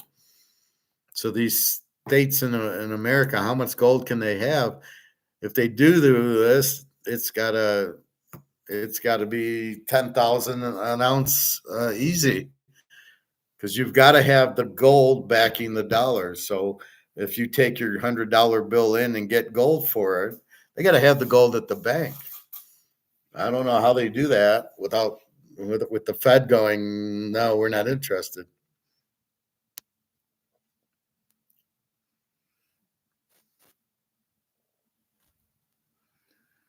Well, the market's small because nobody understands it, right? When you get done with me, the market won't be small. I was willing to give him another shot to redeem himself. And what does he do? He sits out the entire 2023 season. I am done with the choke artist. Well, he didn't sit it out. His knee, he had knee surgery in the fucking Rose Bowl. So he sat out in what was, it's a 10, 11 month rehabilitation. So there was no way he was able in August. And then he finally came back. We never came back. There was no point. But that would have been an interesting playoff. If he was healthy, you wouldn't have saw Washington there. You'd have saw Utah kicking Michigan's ass. Michigan could not have handled Rising. No way. Or shall I say accepting as legal tender? Well, so you go into Florida or you go into Pittsburgh with a gold-backed dollar that you can use in Pittsburgh. So you go to the restaurant and you get a steak. How do you pay for it? How much is it? Because you can't. Now, what's it worth? What's the gold-backed currency worth? So how do you get prices for it? That's the problem. You can't. One state can't do it and another state doesn't. And then how do they pay? They have to have some divisor which says, you know what, that steak is $20, so it'll be a tenth of an ounce of gold, which even couldn't. And again, as gold's running, now it's changing on the fly here. So it'll be interesting because I thought about that. I don't know what Costco is going to do. How do you pay? You got to figure out how to pay for the meat and apples and oranges, and then how much do you sell it for? Because you got to make profit on it. But who are you buying it from? Are they on the gold standard? or you have to have a divisor that says, $100 is worth divided by 1,000 gold, something like that. I don't. That's what they need to keep it simple. It's got to be a divisor, but you need gold backing it. The whole point of a gold backed currency is you have gold backing it. So if you want to go to Pittsburgh National Bank and buy gold backed currency, they gotta, and you have $1,000 in currency, and you want to get $1,000 in gold. They have to have it. Where are they going to come up with this gold? I doubt that these states have that much gold to go on a gold standard unless it's going to be 30, 40,000 an ounce, and we'll just chop it up into little pieces. So you give $100 bill that's gold back, and it's worth a lot of money. Where are you going to get the change from? And then keep in mind, this will go out. So when this goes out, there's nothing else. But you can't charge a quarter ounce of gold for a steak that's 20, let's call it 20,000 an ounce. So it's $5,000 for a steak. I mean, they gotta have a way of making change and everything. I don't know. It's complex. We'll have to see more, but where are they getting the gold from? Because Russia, China, BRICS are buying most of it up. There's not a lot left and again, you have to have enough to back all the currency. So if I come to Pittsburgh and I say, okay, this is $5, I want $5 in gold, they have to have it for you. You can't have a gold system, a gold standard, and the banks not give you the physical gold for the money. They have to have enough physical gold for the money. So let's be interested. Bobby Bow has come to the conclusion that Rising is made off. Oh, God. Rising's not made off. Caleb's made off. And then you got Prime Jr. Who's Prime Jr., Bobby? Is he going to be the first pick? And then that'll be next year. Prime Jr. will be the first pick, but you got to hire the dad as the head coach. So he'll go to Atlanta, and then he'll get Prime Jr., get rid of Cousins, and then Prime will be the coach, and they'll kick out the coach. That's what Atlanta's waiting for, to get Prime Jr. and Prime as their quarterback and coach, and then he hires the other son as the defensive player, and the one good player, the defensive guy, they'll draft him. That'll be hysterical. That's probably what Atlanta's waiting for, is to get Prime Jr. and then they get Prime to coach him, just like Little League. Okay, Prime, who's going to be the quarterback? Well, it's my son, of course. He threw 500 yards against TCU, and then he threw for about 20 against Oregon. But we only count the TCU game. But he's no Madoff. He made me a lot of money, Bobby. I don't know. You're bitching. I hit so many overs between him and Van Dyke that one year, and Georgia under. It was like a field day every weekend was like a joke. Oh, Utah over, Florida over, and Georgia under. And then you'd look at you didn't even care. Well, what's the Miami's still only a 45. Okay, Miami over a lock. Georgia was still in the 40s. They're 49. Okay, Georgia under a lock. And then it was Utah, and they would all do their thing. So I'm not buying I don't smell what you're cooking, Bobby. I don't smell that Rising's the problem. He hurt his knee. What do you want from the guy? So we will see. Bobby Bow is okay. Skip Bayless and those guys were saying that Cowboys will get rid of Dak after next season and start Prime Jr. as the new quarterback. And is Prime going to be the coach? Bobby, the Pirates 6-0. Did they get a touchdown or what? The Pirates? Skip Bayless. Yeah, but it only works if Prime Senior's the coach. So maybe he goes to Dallas. That wouldn't surprise me. They got to get rid of their coach sucks and the quarterback sucks. And that's a reverse I would tell Nick is do not bet Dallas to win the division or to win how many games. I would play them under because they're just Dak Prescott, right? Pirates are off to a hot start. The Killer Bees are back. Now, so are you betting Pittsburgh while they're hot? And then when they get cold, you get off of them? So I was going through the Gambler movie with James Caan and all the mistakes he makes. In the beginning, he has no bankroll and he loses 44 grand. Then he goes to Vegas and he hits 13 passes in a row at blackjack. Did he lose or did he quit? He goes to roulette, hits the red 7 for 12 grand and leaves. Where you going, man? I'd be playing red 7 for 2 hours after that. Then he goes to back rack and he hits a natural 8 and a 7 and another natural 8 and he leaves. And you're like, Jesus Christ, this is what you're waiting for. These hot, you found the hot tables. You're hot tonight. What the fuck you doing? And then he goes to blackjack at Caesars and he double downs on an 18 because the dealer had a 10 and he buys the 3 and he wins. What was it? $20,000. Then he was playing 10,000 a hand. So he wins 20,000, double down on 18 to hit the 21 and he leaves. He said, that's it. I'm like, what do you mean that's it? You just hit an 18, you bought a 3 and an 18 and you're leaving? I wouldn't have left that table for a month. I'd be there.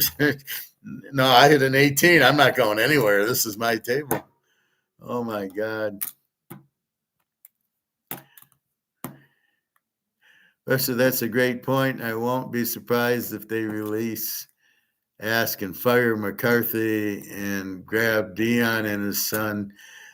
You think I'm joking? I don't think I'm joking. I think that's what they're grooming Prime to be a head coach, and I don't think he is. And then he'll have Prime Jr., which they're grooming to be a quarterback, which he's not yet.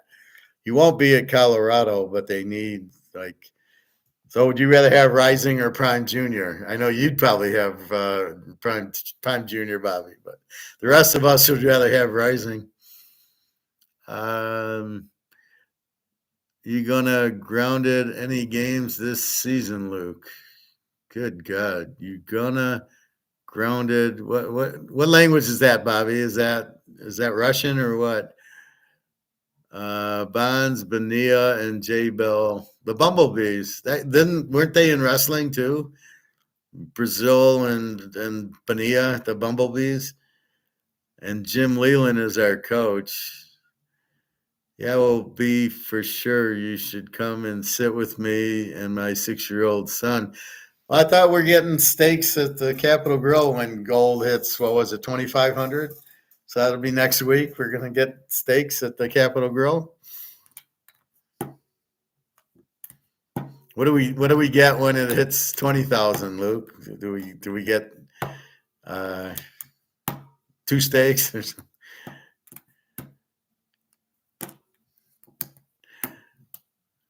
See, but that matters. Jim Leland was a great coach. That's my point.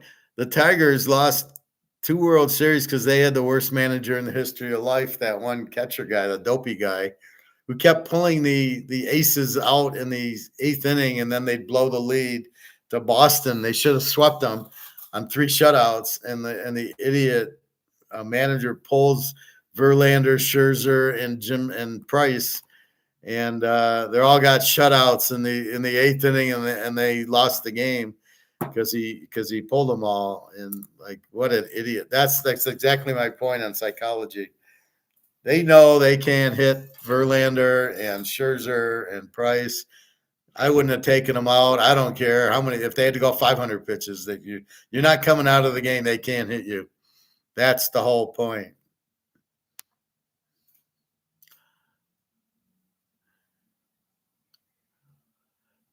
One of the best outfields of all time, Bonds, Bonilla, and Van Slyke. I like Van Slyke. He was good. But you needed Willie Stargell at first base. and Clemente in right field. And Franco Harris, get him out there. I was watching Franco Harris did something when he was alive on, I don't know, one of these YouTube things. And they hit in the Super Bowl with Dallas, and they threw Bradshaw down, and he got mad. He goes, "Give me the ball." And that's when he scored that touchdown running up the middle. And he was like pissed. And you're thinking, oh, why isn't he pissed like that all the time? That's what gets me about these players. Well, I don't know. Bonds was good and Van Slyke. I don't know about the guy in the middle, Bonilla. Did he have the people's eyebrow? Did he give like the rock bottom when you're passing second base? Did you put somebody in a figure four, Bobby? Did you really lay the smack down on him? Yeah, they just don't make teams like that. Now I don't know what baseball is. It's so hard to watch. It's like a bunch of Lamars running around.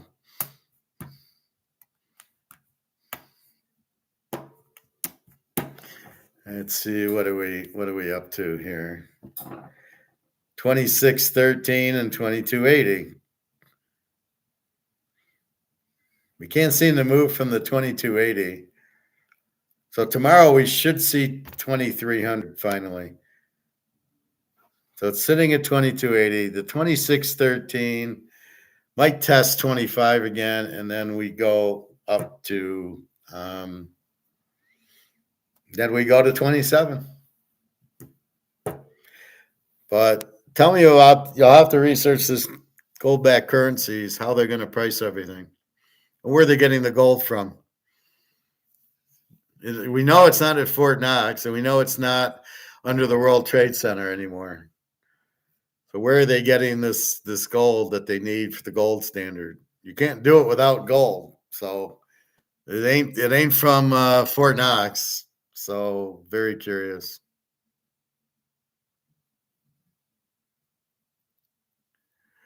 What's the number on gold for Capitol Grill in Tampa? Yeah, 10 grand's nice. That makes sense. Well, we can't let Bobby decide. He doesn't like Cam Rising. What was the first target on gold that, Luke, you're taking us to Capitol Grill? Or was it Bobby taking us? Somebody was taking us to Capitol Grill. I'm getting hungry for nice steak.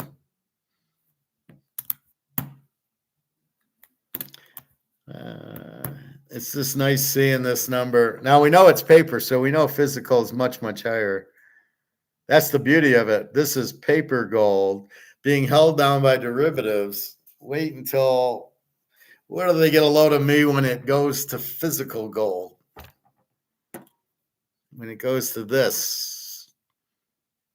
I wonder if my Sands coin goes up in value. This should go up. The DI should always be worth a lot. And my favorite show, I can't believe I figured out. This is only good at Caesars, but it is money. This is like Bitcoin. Bitcoin is only good in the Bitcoin casino. I love that analogy. The only place Bitcoin's good is in the Bitcoin world, in the Bitcoin casino. Like Caesars is only good at Caesars. It's money. It's limited. They only made 21 million of these, but it's got a $5 on it. So you can only use it, though, at Caesars. Like you can only use Bitcoin at the Bitcoin casino. What an analysis that was. God, I was so proud of myself. So we'll wait on Bobby to decide. I think we should go to Amsterdam and get the steakhouse there, the Argentinian steakhouse I showed.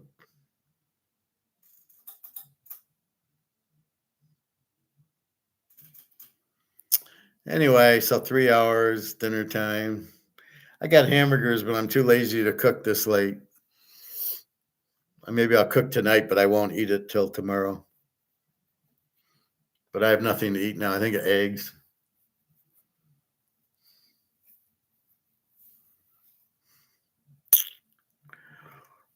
All right, what else? So get out of the stocks already, Luke. They're not. It's going to crash, and you don't want. It's just like the Titanic. The boat's sinking. You can either stay on the boat and drown, or get off the boat onto the lifeboat. And that's the same thing. You're fucking around with stocks. You got to be careful because you're going to sink it.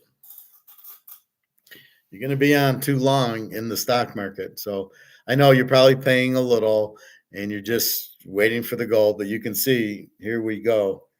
So just be careful. Get out soon. Take your profit. Buy some more gold with it. But as you can see, you can't really do that because gold's now 2280. So what are you going to do with it? So you can't do too much making money on the stocks and then going buying gold and it's already up. But again, keep in mind, buy the quarter ounce, buy the tenth of an ounce. It doesn't matter. You don't have to buy the whole ounce. And from what I can tell, my guy's pricing is not really reflecting the price. His ounce is going up, but the quarter ounce, it was still 550. I think it went up to 600, but he won't adjust it for this 2280 as he should. He's like getting a price in his head, and that's what he's selling it for. Like the tenth of an ounce he's still at 250. And now really the 250 was high because that would be 2,500 for the ounce, which I thought was high. I did get some for 220. That I could see. The quarter ounce, 600. Yeah, that's still 2,400 an ounce, but it's only costing 600 anyway. So be careful with that.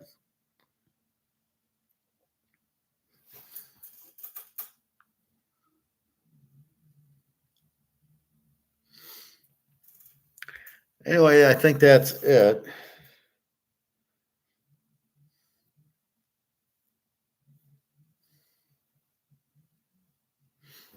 Just enjoy. We know what's happening. The boat's sinking, the dollar boat, and we're sitting on the gold boat just having a good old time. So the Titanic is it's at its, we can see the water's full. You're welcome, Luke. Take care, Bobby. I think he's eating already. Jimmy Leland. So be careful, boys. I'll be on about 2:00 again. And thank God I heard from Daria. And I think she won't do that anymore. I think she knows to at least say good morning or good night or something just to keep, the contact. But I was very stoic with it. I'll leave with this. I didn't yell at her for why the hell didn't she text me. I more or less said, well, I'm really worried. I do live in America and you're in Russia, and I am worried about you. And if I don't hear from you for 3 days, you're killing me. And really, she wasn't doing anything, just working and taking care of her daughter. But I just have a hard time when you're on WhatsApp and you can't just text me a 20-second text. I'm fine. Have a nice day, whatever. And that's the problem I don't get, is why she can't do that. But I don't know who I'm really dealing with. I'm looking forward to meeting her soon. I mean, we've known each other for years, but I'm looking forward to our first physical contact. And I'll put her in a figure four or something for you, Bobby. I'll get her, maybe the people's elbow or something like that. All right. Anyway, have a good night. We'll see what gold does. If I see it jump, I'll come on again like I did at 11:30. But it really, it was down to 2251 at about noon, and it's 2280. So it's gone up a good 30.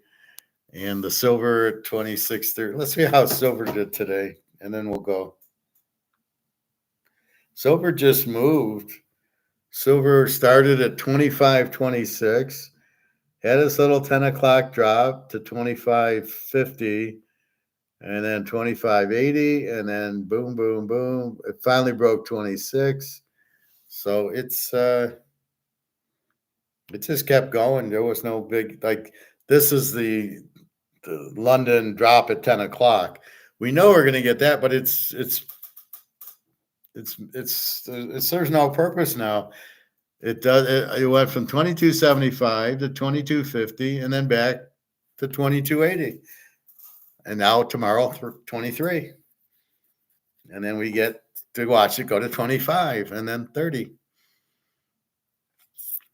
I'll be happy at 10,000. I'll be at that point we won't be working anymore. Like I'm looking for work, but in the back of my mind I'm going, well, only until gold goes up, and then I'm not looking about retirement on the radio or stuff.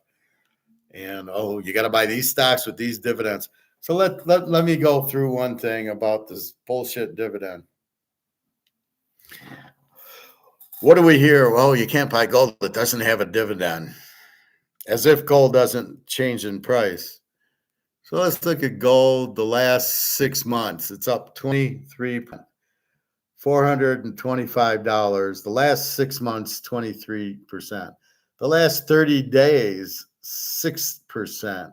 Today, but let's go the last 30 days, 6%, $134. Isn't that a dividend? Do we give a shit about a dividend if we make $134 in a month? You show me a stock that goes up $134. You can't. Even Amazon, and they're going to go down. This isn't. All right, everybody. I'm hungry. I'm going to eat. Have a good night. Enjoy. Relax. Buy as much gold and silver as you can. In a month, it'll be worth a lot more. And after May, it'll be worth a lot more. So just go and enjoy, especially if these states go to the gold standard, if they have gold, then they have to raise the price, because you can only print what you have. So they got to make the value higher. Good luck doing that. I don't see them being able to do that, but we'll see.